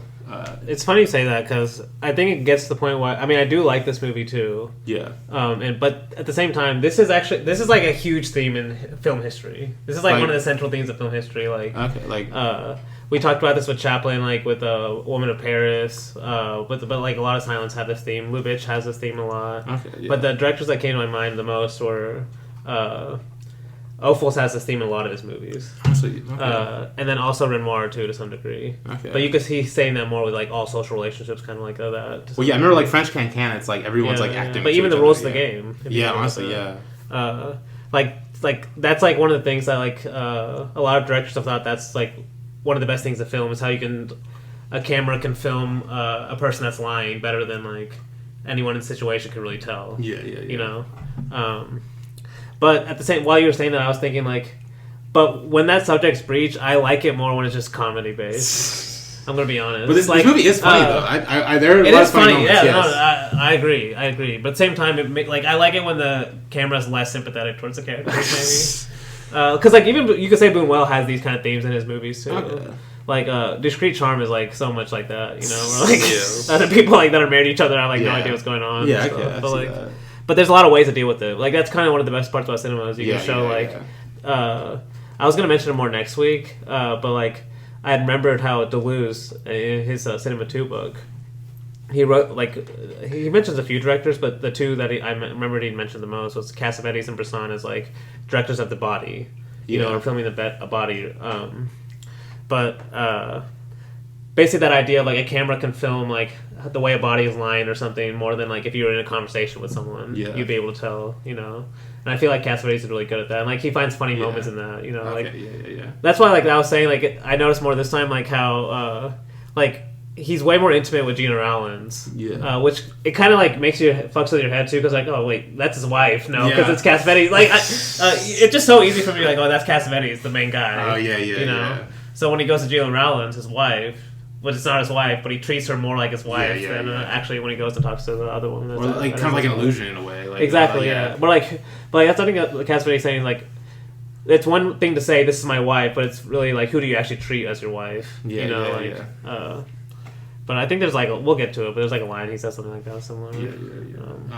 But I also have another quote where he talks about like kind of in comparison, like and like the acting too, and how this is from the acting kind of differs from Shadows. He says. Shadows dealt with youth, and there's no restriction on youth. But Faces deal with middle age.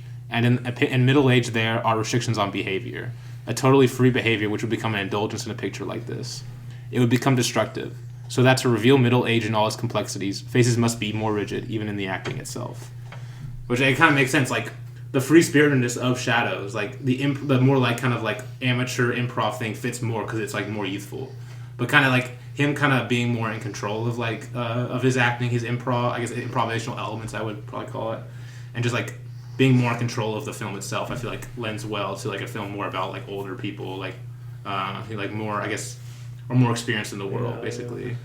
Or I guess his camera does feel way tighter in this one. You know, it's like so close up on everyone all the time. It's honestly like, you can't breathe. His camera's insane in this movie. I forgot like and like he like his camera is like very active, but like it doesn't. I don't think it ever really gets as active as it does here. It's he's pulling the camera like. Well, like, apparently because someone asked him in an interview about that how he gave the direction with the camera movement, and he said because this is like. The so opposite of Persona Rose, it was kind of crazy, but it works for the movie. So I'll read what he said. He said the guy said, "How much direction do you give for camera movement?" And he said, "I rarely look to the camera, so the operator really has to get on with it. I say, this is what I'm at," and then he says, "This is what I'm after. What do you think?" So he has the opportunity to fulfill himself creatively and have total responsibility.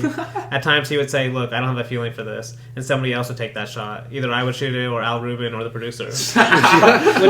It's like, all right, but it kind of goes to the idea of like, if you're a cinematographer or whatever, doesn't know what the actors are going to do, and the actors really don't even know how they're going to react in a scene. Yes. That's where he's kind of get this improv, you know, of like, maybe like in a traditional movie where the person is giving a dramatic line, the camera's right straight on them, you know, the music plays. But if the cinematographer doesn't know who's going to give the dramatic line at what moment, they could be filming a different person. You know, honestly. It kind of like helps add like the like free form. Yes, exactly. Or like, or you could always be being filmed kind of thing, which I'm sure he was trying to get. I'd have to learn more about it because, Kurosawa, like towards the end of his career, like I definitely for sure he would always film with like 3 cameras from 3 different angles. That way, the actor could feel like they could act all around, you know. And no matter what, he would get like whatever perspective he would choose. I think I've read he only used 1 camera though. Cassavetes, I could see, but still, like their movies, it's 1 camera, but like I was like Kurosawa wouldn't move his camera a lot. You know, apparently Cassavetes says whoever wants to take a turn at it, you know. But like versus Ozu, it was like he looked through he literally looked through every shot. You know, through the camera on every shot. It's kind of insane, like, but it makes sense though. It definitely makes sense. I would say, but I guess we can go ahead and get into Faces. Oh boy. So I guess we kind of are like introduced to John Marley at work, and Gina, it kind of like throws you into this really quickly because this is kind of like I would say this is more of like a prologue scene where he's like a businessman for like his commercial like kind of like thing, and okay, Fellini reference here. I knew this is why you wanted to be the La Dolce Vita. Okay. It's not the only reason I love it. You know, it's cool. You know, but it's like he's like the guy's like hyping up like, oh, this is the La Dolce Vita of a commercial film. Like, but like it's kind of I think it's kind of mainly just supposed to like kind of like showcase like his midlife crisis kind of thing. Like, he's like he's tired of being. But I mean, he's obviously bringing the La Dolce Vita reference to like. For some reason. Oh, there's definitely there's definitely connection, especially like, I mean the relationship between him. Definitely and the main wife. guy like cheating on his wife, but it's seen kind of like a romantic. It's kind of seen like heroic. Yeah. Also, the wife overdoses on sleeping pills, like the girl in the Dolce Vita too. Like at least tries to overdose on sleeping pills. Like that's true. They both do that. But I need to watch the Dolce Vita again. I'm probably I'll watch that at some point. Okay. I like to hear that. No, you might hate on it because that is a gorgeous movie, though. Oh, I can't deny so that. It's just fun to watch like that. Oh man, But yeah. Yeah. But then when we start the actual movie, I guess. Yeah, because like when they like pull the projector, it's like the faces. Yeah, like, yeah. And amazing title card pop up. Yeah, Cassavetes getting a little creative for me. Okay. Oh no, he definitely gets creative. I mean, this movie is like he goes insane, especially with the camera. Like, there's just multiple moments. Like, there's a moment in this movie where like the camera like move like there's like a scene where like the camera's like it's like following one guy, but then the camera like moves and like peeks or like this guy's like moving and like the camera like peeks around the corner as he's peeking around the corner, but like it kind of does it a second before him because he's it's like. It's the scene where Gina Rollins and her like roommate are like with the two guys in her like house basically or whatever, and like I think it's when this is later on. Yes, later on. I'll bring it up. Bring it up later. Are you talking about whenever he's like going to the room and closing the door? Yeah. Like the other two are like slow dancing, but like the camera peeks around the corner. Yeah, it's super creative how he does it. But anyway, basically we meet John. I haven't written down his John, but that's the actor's name. I made a mistake. Richard. His name's Richard. Dickie. A lot of people call him Dickie in this movie. It's hilarious. But they get in the car. They're like having a good time basically. Like they get in the car and they're like drinking. He's like following the car going down the street and the car's like swerving and like stuff. It's great. But another thing about this movie, which kind of gets illustrating this open scene, is Cassavetes despised the shot reverse shot formula. Yes, and you can tell like how he like plays around with it is so insane. Like he hated just like being kind of restricted with that. He wanted to just like find. That's something I really agree with him. Like it's literally the most disgusting thing in cinema. I wouldn't say it. You could use it well, and like it's like it's just so bad. It's refreshing. So it's refreshing to me. That's it's great.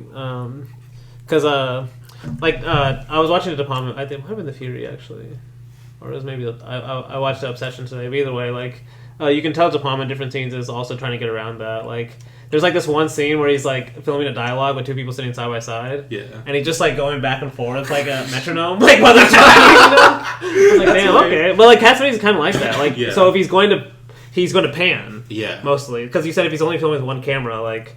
The person has to pan literally, like or the characters will move, or the characters will move. Yes, like, exactly. Yes, yes. Yeah, he just did not want to like because he saw that kind of as like a cliche. Yes. But basically they go inside the house and this is like there's a lot of scenes of like people like singing and like dancing in this movie, which are great. Yep. But basically like you get this like great scene of like basically like the Richard and his buddy what's his name Freddie. His name's Freddie. Oh, okay. And they're like trying to perform a number from like their college days, and like Gina Rollins is performing like it's like anti-communist or is it it's like an anti-communist or communist like dance number. But basically like the scene basically ends with like there's some great lines I forgot to say. Down with the middle class, down with the working class workers, down with the hospitals. Wait, hospitals are okay. Like, like down with friendship, it's a phony. But then like we're just like, oh wait, friends are useful. Like they're cool. But basically like there's a lot of scenes like the thing is with a lot of these scenes that they're very long, but there's a lot of like there's so much like. We're kind of getting to know the characters through how they act in this scene. Yes, and there's just so many waves and flows in this. Yeah, it's like there's like the characters will get mad at each other and then make up, and then some other conflict will happen. It's very like free flowing.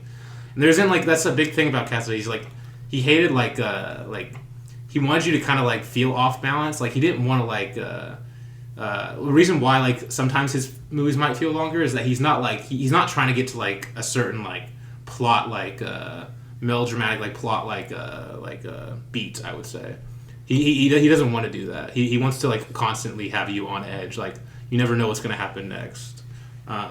Which especially this movie because there's not like any like there are like moments of course, but like there's not like any that like. He like draws too much attention to. I feel like it's all very much treated the same way, in my opinion. But basically, I mean, there's some great moments here, like when they imitate a western and like John shoots Freddy's hand. He's like, oh, it's so great. But like the one tense moment, like that really like you can tell like he wants to keep you on your toes. It's like you think everyone's having a good time, and then. Someone asks for money. I think Freddie brings up money somehow. Like, how much do I owe you or something? Oh, yeah. Like, how much do you charge? Yeah, because Gina Rollins is a call girl. Yeah, a call girl. Yeah, exactly. But that's like, it's funny how late that's revealed. I also noticed another time, like, it's how late it's revealed that they have a wife and kids and stuff. Yeah. because like what the first time I watched it, I remember thinking like they might be like she might be married to one of them or something. Yeah, and that's yeah, why yeah. they're so close and stuff. Yeah. But it's like almost makes it sadder when you realize like she's just a call girl and like they're avoiding their wives. Yeah. Which I mean is also something that he's going to come back to in Husbands, honestly. Yes. Probably even more focused on it in that movie, but basically, yeah, they kind of like basically there's a lot of conflict, but like when there's like initial like conflict starts that you're talking about, his close-ups are insane. Like he's like the way he's close-ups are just amazing in general. Like he's essentially like it's interesting because he doesn't use close-ups in like the usual Hollywood way. Like it's very like he's like keeping you close to the characters to kind of like empathize with them, but he's also doing it in like honestly ways to keep you off balance and such. It's almost to make you uncomfortable too. Honestly, uncomfortable, yes. Like he doesn't use it in the typical like way of like a lot of Hollywood films from this time. But basically, Richard basically like kind of separates the two, and basically Freddie leaves because he kind of is like a hothead. Like, I think I kind of see he's like an angry drunk, basically. But he's also just jealous. Yeah, jealous. Like, I mean, yeah, it's very because much everything was fine crisis. until they started slow dancing by themselves. Yeah, honestly, yeah, good point. That's probably why. But yeah, there's some great dialogue here when like Richard and Marie, I think her name's Marie, isn't it? No, Jeannie. Maria's the just call her Gina Rowlands. Yeah, I'm just calling Gina Rowlands, bro. Honestly, that's her name in every movie. Yeah. She does get some of the best close-ups in this movie. And honestly, some of the best lines too. Like, I don't know how you do it. I just close my eyes and see how much liquor I can swallow. Okay. And then she also says like, I'm too old to be lovely. I haven't got a heart of gold. But basically, they kiss before Richard gets home, basically. And this scene's honestly, the scene between Richard and his wife remind me of Contempt. Honestly, the scene in the apartment in Contempt where where like the it's like the breakdown of the marriage in Contempt, where they're like in the apartment, like Godard's filming them in the apartment, like finding different ways to like. Okay. Do you remember what I'm talking about? Like that scene in Contempt? But like basically like using the apartment to its full extent, like or like just a space to its full extent, like to kind of like show like the dissolution of a marriage, basically. But oh my god, this scene's amazing. Like, it's one of my favorites in the movie. Like one of the eight scenes in the movie.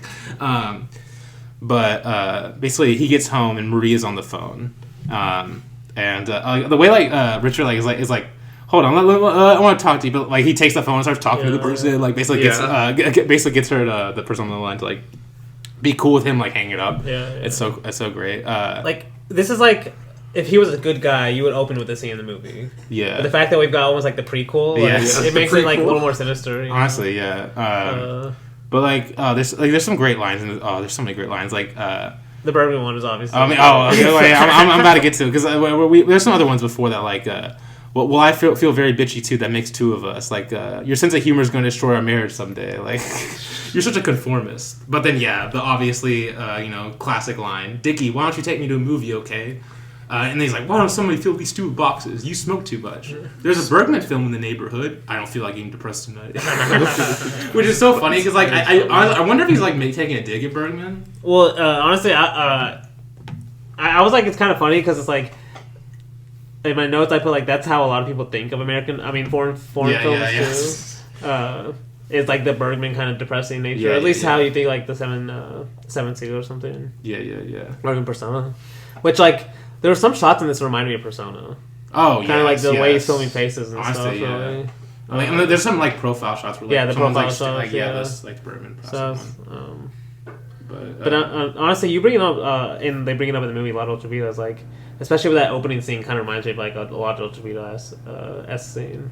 Like a drunken party with like rich people, and there's like kind of like just like the breakdown of it. Exactly. Like almost depravity of it, kind of just like. But people that also feel like they can be more honest in those kind of situations. Yes, too. honestly, Like instead of with their real wives.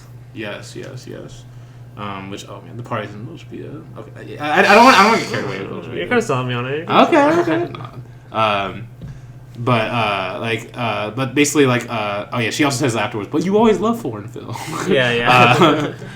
That's exactly what I was saying though. Like that's how people think of foreign film. Yeah.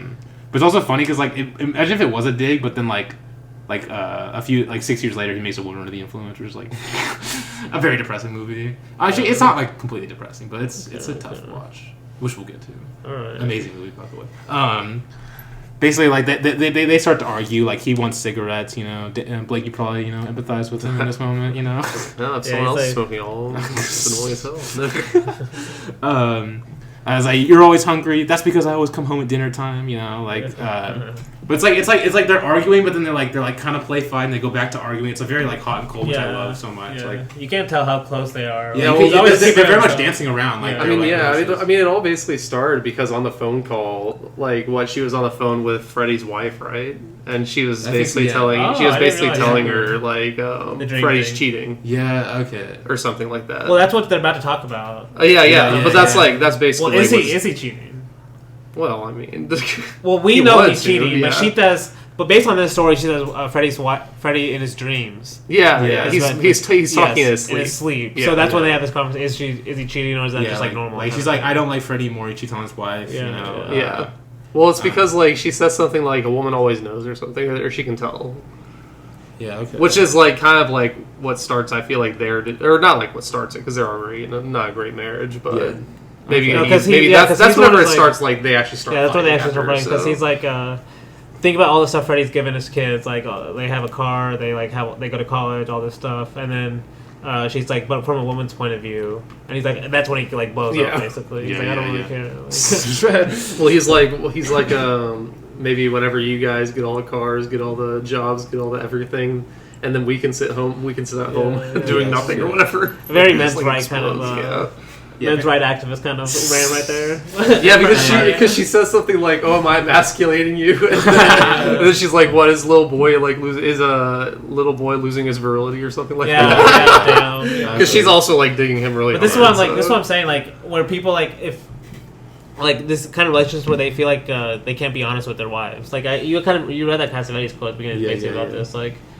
Because like they kind of hate each other at this point, but at the same time they know each other's like darkest secrets, so it almost makes you like you can't be around them even more, you know, because it's like something like this might come out. Yeah, and then they're like trying to like joke around. Yeah, that's what you said. Like they're dancing around everything. They like can't be sincere with each other. Exactly. Like it's like this guy literally just came home from cheating on her. Exactly. And it's like trying to and then he's like yelling at her right after. Like we just saw. And then this is kind of the point. Like I think one reason why Cassavetes likes movies too is like. He says you want to go to the movies. That's how you get your dollies, or something like that. Yeah. But basically, this idea of like, people going to films as a way to escape, but like, also like, kind of like understand their desires even more than you were just like in a normal situation. You know, if you never would think about it. Honestly, that makes sense. You know, because like, I guess like Fellini does have this kind of theme too. Like Julie the Spirits has this, where like. The husband never thinks of his wife as like having really desires of her own or anything. Okay, yeah. You know, and they kind of actually don't want them to have any desires. Like that's the whole point. Yeah. Like, honestly, but also before he said no, you want to go to the movies. She says I'm not a sex machine too. Yeah, exactly. He's like, but no, you want to go to the movies and the minute you want to you get home, you want to jump into bed. Well, that's the general idea. Oh man. But like they're starting to tell each other jokes. Like, what does Dracula do every night at midnight? He takes a coffin break. So bad. Yeah. I mean, I kind of like it's funny. There's like a joke scene in Shadows too. Honestly, yeah. He's a good. I wonder if he told them to like come up with your own jokes. Honestly, I'm honestly curious. Like, you want to see what they would say or something? Yeah, like what is the other one is about time I kind of liked. Yes. Why did the man throw the clock out of the window? He wanted to see time fly. Oh yeah. Like, I'm pretty sure I remember reading that in like a joke book. Like, that's a classic one. Okay, but what about what is it that's black and white and red all over? A zebra's ass. I don't really understand that one, but it's like kind of funny. I guess. I don't know. I guess. Is the zebra's ass red? I've never really looked at it. No, yeah, I guess that's what the joke is. Like, it makes you think about it. Exactly, they got me. Oh no. But then they still sleep together after all this fighting. Yeah. Like, but at the same time, like he's like zooming in on their faces, like while but they're also like still thinking, like like in deep thought after that. Yeah, because right after is like when he says he wants a divorce. Well, he immediately cut to I want a divorce. Yeah, like, he walks in like I want a divorce. But we still can't tell if he's kidding or not. Yeah, you can't tell because it's like right after like they were like joking around with each other, or like kind of avoiding the point. Like he finally just like. Did you notice there's like a shadows poster in the background of their bar? Oh, is there actually? Yeah, I'm pretty sure it shows up later. I put in my notes. That's kind of crazy. Yeah. But like she doesn't believe him, and but and then he's also like kind of playing around still. He's like, why don't you laugh? It's funny. Like But I think there's not. He doesn't show you like the resolution of what happens, but like it's immediately cut to like the like club and like basically like Richard walks in. Honestly, this is a great shot too when like the camera goes across the whole club. He's like going wide. He plays the whole song. He's like going wide lens and stuff. It's like kind of crazy, Yeah. like showing like the coins on the bar and everything. I'm like, holy shit! Like he's like it was like a one car Y like type of like something like he would do. Like it's kind of crazy. He like plays almost the whole song too. I think. Honestly, yeah. But like we kind of don't know. But like in this scene, we kind of learn that he's like he's supposed to meet up with Gina Rollins in this scene. Oh, okay, yeah. No, because at the end of like he's basically fighting with his wife, and at the end of the scene he's like, "I'm making a call," and he literally calls the girl like right in front of his wife. Which is kind of insane move. It's what makes like the ending of the movie like his reaction to her cheating. Exactly. Like, it's like are you serious? Honestly. But like, the way he moves the camera in this club scene is insane. But then this is cut to Jeanne or Gina Rollins basically having those three people over, and like we get like basically like kind of like similar characters to kind of Richard, like kind of like very businessman, like in a very similar spot. But like there's some great like basically it's kind of like because like John or Richard comes over like in the middle of the scene. Basically, because Gina Rollins is trying to get out of there. Like, I'm supposed to meet my friend at a bar, but like the guy doesn't want to because he's like paying, as he reveals, he paid her like $200 for like a night. But like basically, Richard comes over and like it creates this kind of like crazy, like kind of like awkward, like like standoff-ish like type of thing, like businessman like. Trying to one up each other like with their like business accolades and stuff. Like they're like it's very much like a businessman type thing to do. Yeah, they get like a sad fight. Yeah, like I work in this industry. It's just it's like what his wife said earlier. Like poor little boys losing their virility. It's just like them both doing that. Exactly. Like because I love this guy too because like he's a little different than Richard because like he has a kid when he's like in private he like kind of shitting on his kid and stuff just he wants to wear tennis shoes all day stuff like that, and then when he's talking to his kid to this Richard later he's like, oh, he's a great kid. It's very, very, very performative, but like I don't know if you noticed, but there's not a single like kid in this movie. I don't know if you noticed that. No, it's like he's like very focused on the marriage aspect of it. He wants to like fully focus on that. And like I think I saw they don't have kids, do they? Yeah, they don't also, but like I think Cassavetes intentionally did that because like I think he mentioned like having kids like kind of like leaves like some type of like I would say like almost like it's kind of very similar to Shadows where it's like there's like still like kind of like hope for the future, like okay maybe they'll grow out of this like with this kid, like a kid's like maybe like a sign of like of the future, hope for the future, but like I don't think Cassavetes wanted that at all. The kid's an emotional crutch. Yeah, emotional crutch. Like he's an excuse basically like a kid would be. And so he's like kind of just like immediately acting that, just like I want to focus on this relationship. But yeah, this is the shot of like This is like a way better version of Marriage Story, honestly. Like, I haven't seen sorry, we were talking about Bomb Bag earlier. Oh, he doesn't. Like, I don't think he's really that good anyway. Yeah, I haven't seen that. But Blake just come out of nowhere. The only thing I know is that one scene of like Adam Driver. I wish you were dead. I'm like, yeah, I'm not watching this. No, Cassavetes so much better. Like I'll put so much on. So, basically, yeah, I think also Gina Rollins reveals in the scene before Richard shows up that like he felt she's like falling in love with him basically. But like he like gets welcomed in, he gets passive aggressive. They like kind of have a fight too, which is hilarious. Like, actually, there's a little funny moment, kind of very California Split vibes, where he's like, "Didn't we tell you, Richard? We're the police, Vice Squad." Yes. But like, yeah, they get in this like fight. Basically, no, I like his buddy. I do. His buddy is hilarious. He's like not taking it like. Well, I mean, they're both not really taking it serious, but like the buddy's like kind of like edging everything on. Yeah. He's like watching this entertainment basically. Like. No, it's funny when they're describing Richard too. He's the exec guy's like 48, unhappy as hell. The other guy's like looking for a little momentary relationship. Honestly, but it's like it's interesting though because like you could see like why they're kind of making fun of him. Like in a way, like it's like. it's not like completely like out of like character or like it's like if you. I mean, I'm not saying they're like good people or anything, but like if you see if you see a guy walk in like into a call girl's place, you're kind of well, except for it just they're also there. Yeah, it is like it is kind of hypocritical, but like in a way that's like no, it's funny. It's funny, yeah, it's funny. But yeah, they get this like pushing match. Like when the one guy's getting the other guy's getting dragged away, he's like, "I've had a 300 round pro wrestler give me a gaff. I like broke his collarbone." Like, so funny. But yeah, but like even then, like after that they fight, they like kind of like start like sort of bonding in a way. But like you can't really tell like if like the one guy's giving into it yet, like or if he's like still trying to like play him along or like lead him on or anything. It's very like you don't really know like what they're really thinking. But like and he like also makes fun of him for his like uncanny phraseology.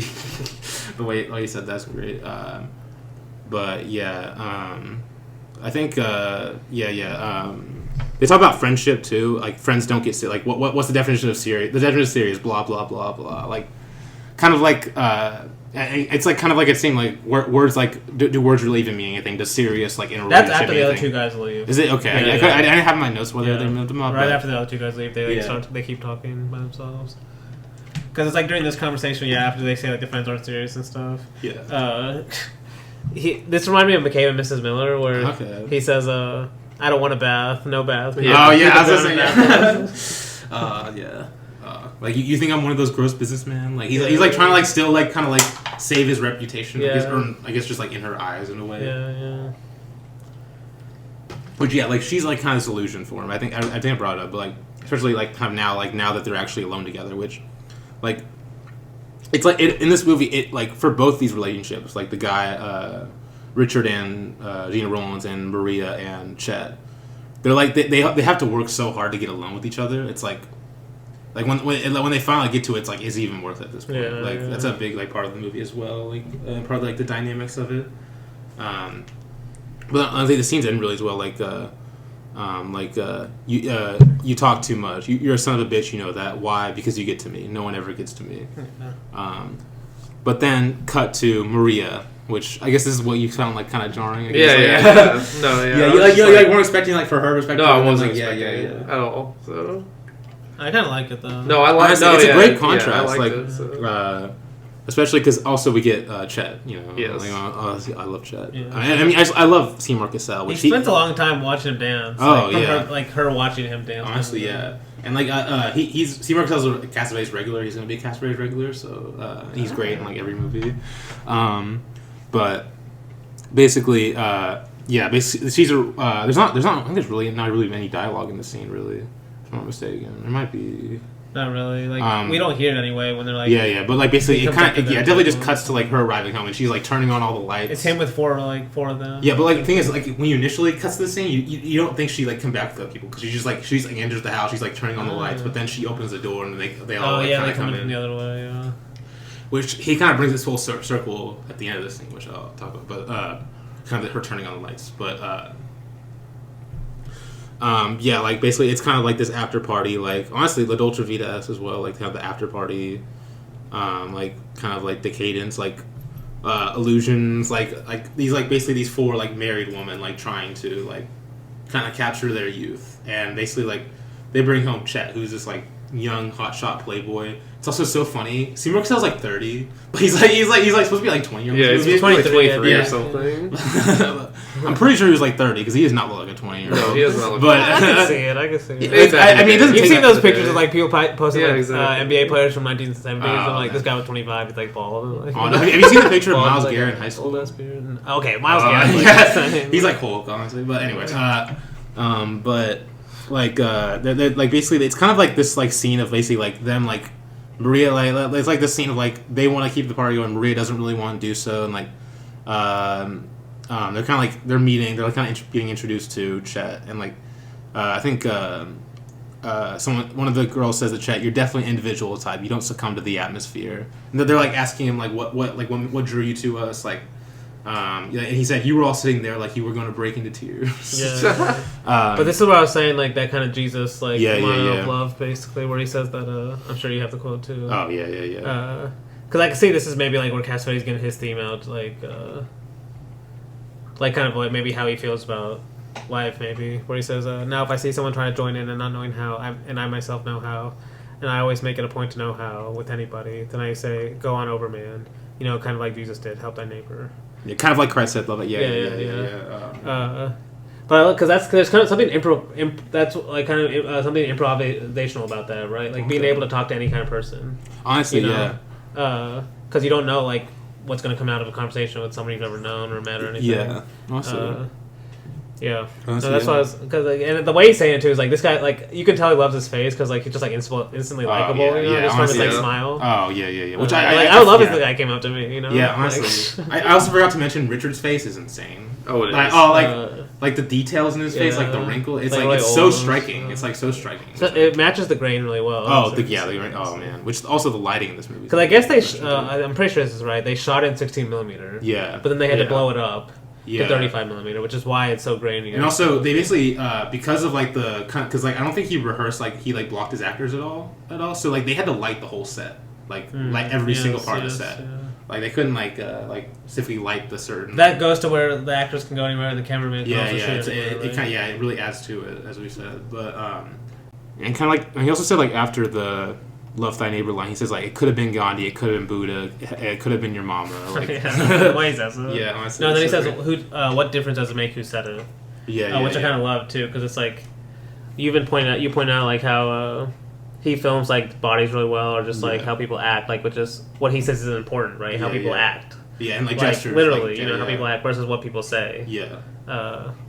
No, I really like that too. Honestly, that's why I'm curious if that is that similar theme throughout his later ones too. Because it kind of feels like this character's there just for this theme, you know, to kind of get this point across. Because like Blake said, he kind of just shows up, like he's shows out of nowhere, like and then how his scene ends too, like he literally saves her. Yeah. Honestly, but let's see. You could see this like this young guy being like who won her as like whenever they actually got married also. Like a younger version of who Richard is. It's a contrast. Yeah, it's definitely a contrast. Yeah, I guess we don't know what she's really seen in him. Really. Yeah.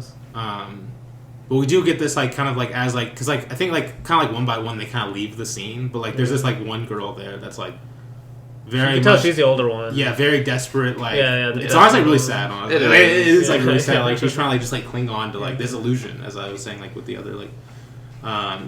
And like she like can't come to terms with it at all. Well, she gives her reason. Oh wait, what she said? She hates her husband. Oh yeah. Well, no, but she says, "Wild and crazy dances succeed where science fails. They do something to me inside. At least something like that. It's like makes her younger. Yes, exactly. You even said like they want to feel like they're younger. Like this is kind of her like. She's the most. You can tell she's the oldest. You can tell she's the oldest one there too. Like I think he's making that point. Like he cast her for a reason. Yeah. Well, so that's why maybe she's the most desperate too. Well, it's like we've seen the male version of the midlife crisis, the first half of the movie, and this is just the female version of the midlife crisis, basically. Honestly, so exactly. Honestly, we go through the same emotions. Honestly. But didn't you say that like Cassavetes has like a really good quote about like love dying and then rekindling though? Like that's one of the best things about marriage or something like that. I don't know. I feel like I've heard someone say that Cassavetes has said something like the best thing about marriage is like the falling in and out of love, like over and over. That sounds like something he'd say. Honestly, he has some great quotes about love though. Honestly, we gotta find out. But there's a great because like during the scene, like Maria smokes a cigarette. And the cigarettes, I said in my notes, cigarette smoke looking good as hell. Like, like honestly, like good. This is some fire cigarette smoke. Honestly, like it's like very like. It's there's like I mean the textures of the movie are honestly amazing, but like especially the cigarette smoke is amazing. But basically she's like this girl that's like kind of clinging on to him is like, will you drive me home? And like basically like he like kind of like okay I'll drive her home basically. But then we get the scene of like Maria walking like through the house, turning off the lights. Like as she said in the beginning, she's like turning on the lights. But as she's turning off the lights, she realizes like then Chet just like comes out of nowhere, basically like surprises her. They're like chasing the bedroom, but like basically like we get this like kind of like love making scene. They're finally together. Like this is how much it took basically, which basically like they basically like it cuts right before they like get into bed like they like get into bed together and then it cuts to basically back to Gina Rollins and John, which like. This scene's hilarious. It cuts back to him too. It cuts to Richard and Gina Rollins the next like morning, like when he's like getting out of the shower, he's like, I have been seduced. And he's like wearing his towel like a. That's hilarious. What do you call it? Like a toboggan? He's like, or no, he's like, what is it called? A shawl or something. Yeah, whatever it's called. I don't know. Like I don't. It's on his head or what? Yeah, he's like wearing the towel on his head. He's like walking around like it's like a turban or something. Okay. Yeah, turban. Yeah, I guess that. Yeah, maybe or something like that. But like I said in my notes, wearing his towel like a dumbass. But like in a good way. It's a good way. I laughed so hard when he was like, I've been seduced. Oh my God. And then the other one that got me was like after he said like her eggs sucked or something. Oh, you like make that. lousy eggs. Yeah, nobody was ever honest with you before. Yeah, well, it's like because they had this whole thing about like fat people are jolly, and then he's Yeah. like skinny people are more jolly than fat people because they're not fat. Yeah, because skinny people are happy because they're not fat. Yeah. And then she's like, well, I'm sorry, I'm fat. He's he's like, you're not fat, you're voluptuous. And I just like this entire scene. This guy has me. Honestly, it's hilarious. So. But like, do you know I steal in supermarkets and don't like dogs? What do you mean you steal? I was like, oh wait, you don't like dogs? He's like, wait, hold on. It's like you like dogs? Like, the scene is like it kind of is like that doesn't really go anywhere, but like it kind of just like I don't know, it just does a good job of like. Well, this one to me is like to show like they have more intimacy than like honestly after him and his wife actually make love. You know? Okay, yeah, maybe. Because they like end the scene like joking about like the Peter Piper picked up peppers. Yeah. Peppers. Dude, that's stuff like that must have been an insane scene to film. Honestly, I even think I wonder how many takes. Honestly, I actually thought about like, it. Oh my god, because that's all I was thinking. Because he was doing it badly at the beginning. He was doing it badly at the beginning. Yeah, and then finally at the end, he's like, hold on, I got it. Yeah, that's great. All right, do it right now. Peter Piper picked a peck of pickled peppers. Damn, Actually, all right. Now keep on doing it. No, I'm just kidding. No. But honestly, I think in a way, if we're talking like Cassavetes' empathy, like I think this also scene helps. Like, yeah, Richard's kind of a dick, and he's been painted as one, but like this kind of does give some humanity to him. I feel like shows like he like. Maybe like he cheated on his wife, obviously, and like obviously we see like her cheating on him. Maybe that gives more to him, but like maybe he just like maybe this like kind of gives like a reason like why he was like he did that because he was unhappy, maybe, or like so that's what every person that cheats says. Yeah, but it's not black and white is what I'm saying. But it's like but this is what I always hate about movies where it tries like cheating like it's not black and white, but it kind of is at the same time. Like all the excuses people use for cheating is like true for people that don't cheat. But like, I'm curious if Cassavetes thought like, okay, maybe they're like already like divorced, maybe, or like yes, exactly. It's like a quiet quitting thing. No, to me, it's more like this is like they literally it's like they're lying to each other obviously when they're husband and wife together, but they're really more intimate when they're apart. Yeah, you know? Yeah. Well, my whole thing is like. I don't understand why he's so mad then, because he's the one that asked for a divorce. Like, I think that's the whole point. It's kind of it's, I don't know. He hasn't really learned anything. Really. No, it's like everything you guys did was fine. You already asked for a divorce. Who cares? But basically, then that gets cut to like the polar opposite. Basically, like Maria's like unresponsive, and you don't realize at the beginning like of the scene that she took sleeping pills. Like I didn't even realize like when first. I didn't either. I didn't realize until he was gagging her out. I was like, okay, she probably overdosed sleeping pills because there's a scene, very similar scene in The Apartment. I don't know if y'all have seen it, where the girl overdosed on sleeping pills. And it's like a similar thing he had to do to like get her to not, and like basically like having to keep her awake is like a big thing. But like Cassavetes like holds. He doesn't allow you to like breathe. Like he makes you stay with it. Like okay, you're gonna stay here until they fix this. Like he's not letting you detach yourself from the situation. Well, I was worried for a second they just gonna like leave her in the bathtub or something because like he called the cops and they hung up. And so I was like, oh, is he just gonna like run or something? No, like that's what I was saying. Like this is more of a good character than like. No, Like the fact that he actually stays and saves her and stuff, and like slapping her for her own. Like putting her like under the shower. Like, trying to like feed her like medicine. Like he like finds medicine, like tries to like feed her down her like throat basically. But basically, like, kind of gets her to initially wake up by like making her like puke or like cough or whatever, like kind of getting it out, the sleeping pills out. But basically, like gets her to like stay awake and like. But then like this like moment after like she's like kind of like finally like gets like fully conscious. It's such a good.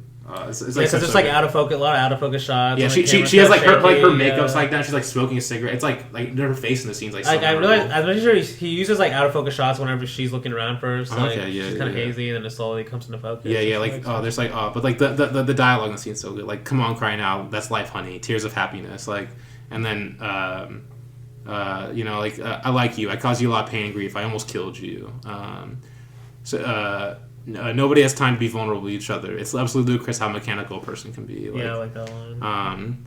Which honestly, that's like kind of like the thesis of, I said that before. Like, it's such a good line, basically. Like, in a way, saying like how we like basically like hide everything through our just like mechanical, like kind of like almost actions of everyday life. Like, especially if you're like with someone for a long time or something. Yes, like, yeah, like maybe what he's trying to say with their marriage. You know? Yes. Like how people can hide something for so long and just be mechanical all the time. Yes.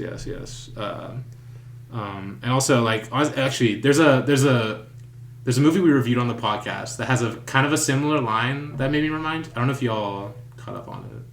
Chaplin film, Machine Men with Machine Hearts. You know, machines, you are men. Like, from Dictator to Great Dictator. Yeah, honestly, it's kind of very similar. Like, line, honestly. Yes. But yeah, like man, like it's this scene basically like.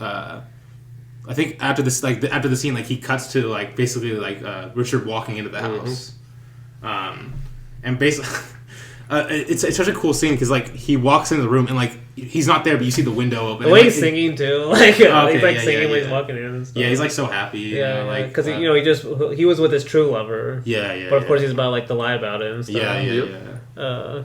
No, but then when he sees like what's his name? Chet. Yeah. Seymour Cassell running out the window. Oh, dude.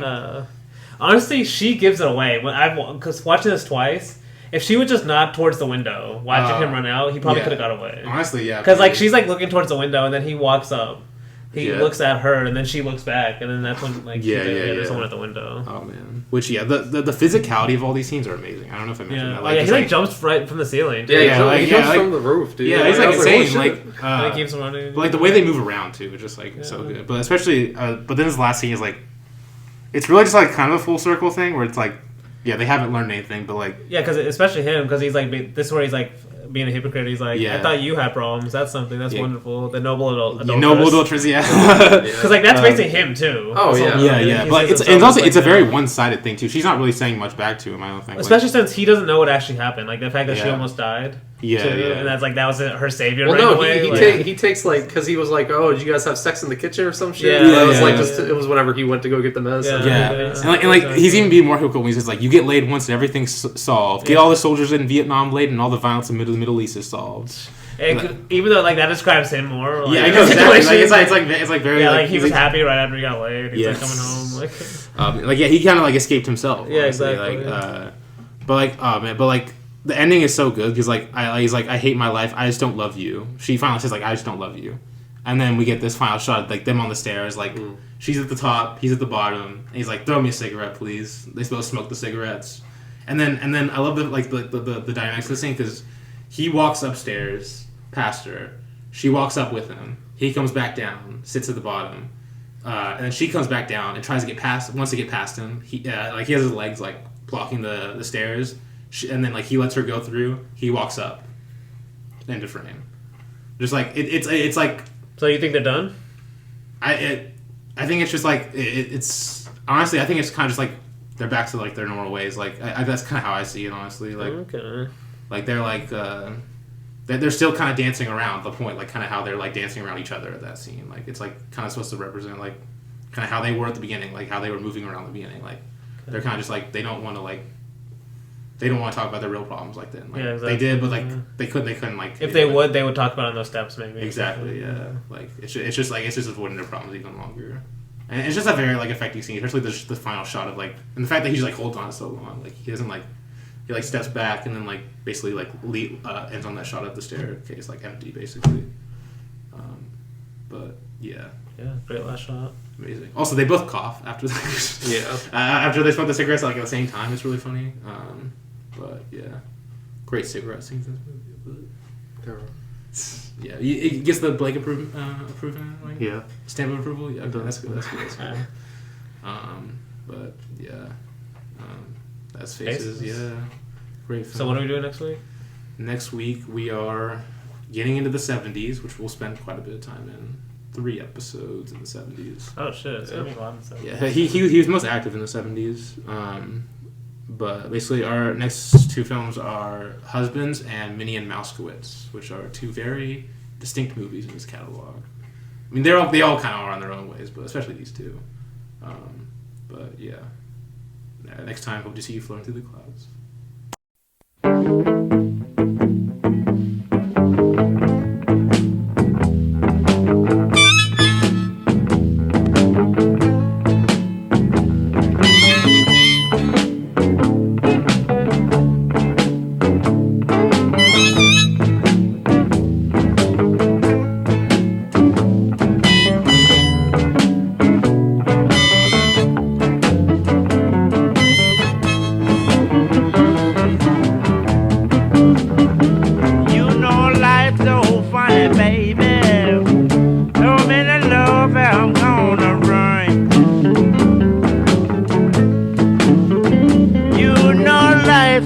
Funny, baby. So many love I'm gonna run. You give such a little, darling. Expect so much in return.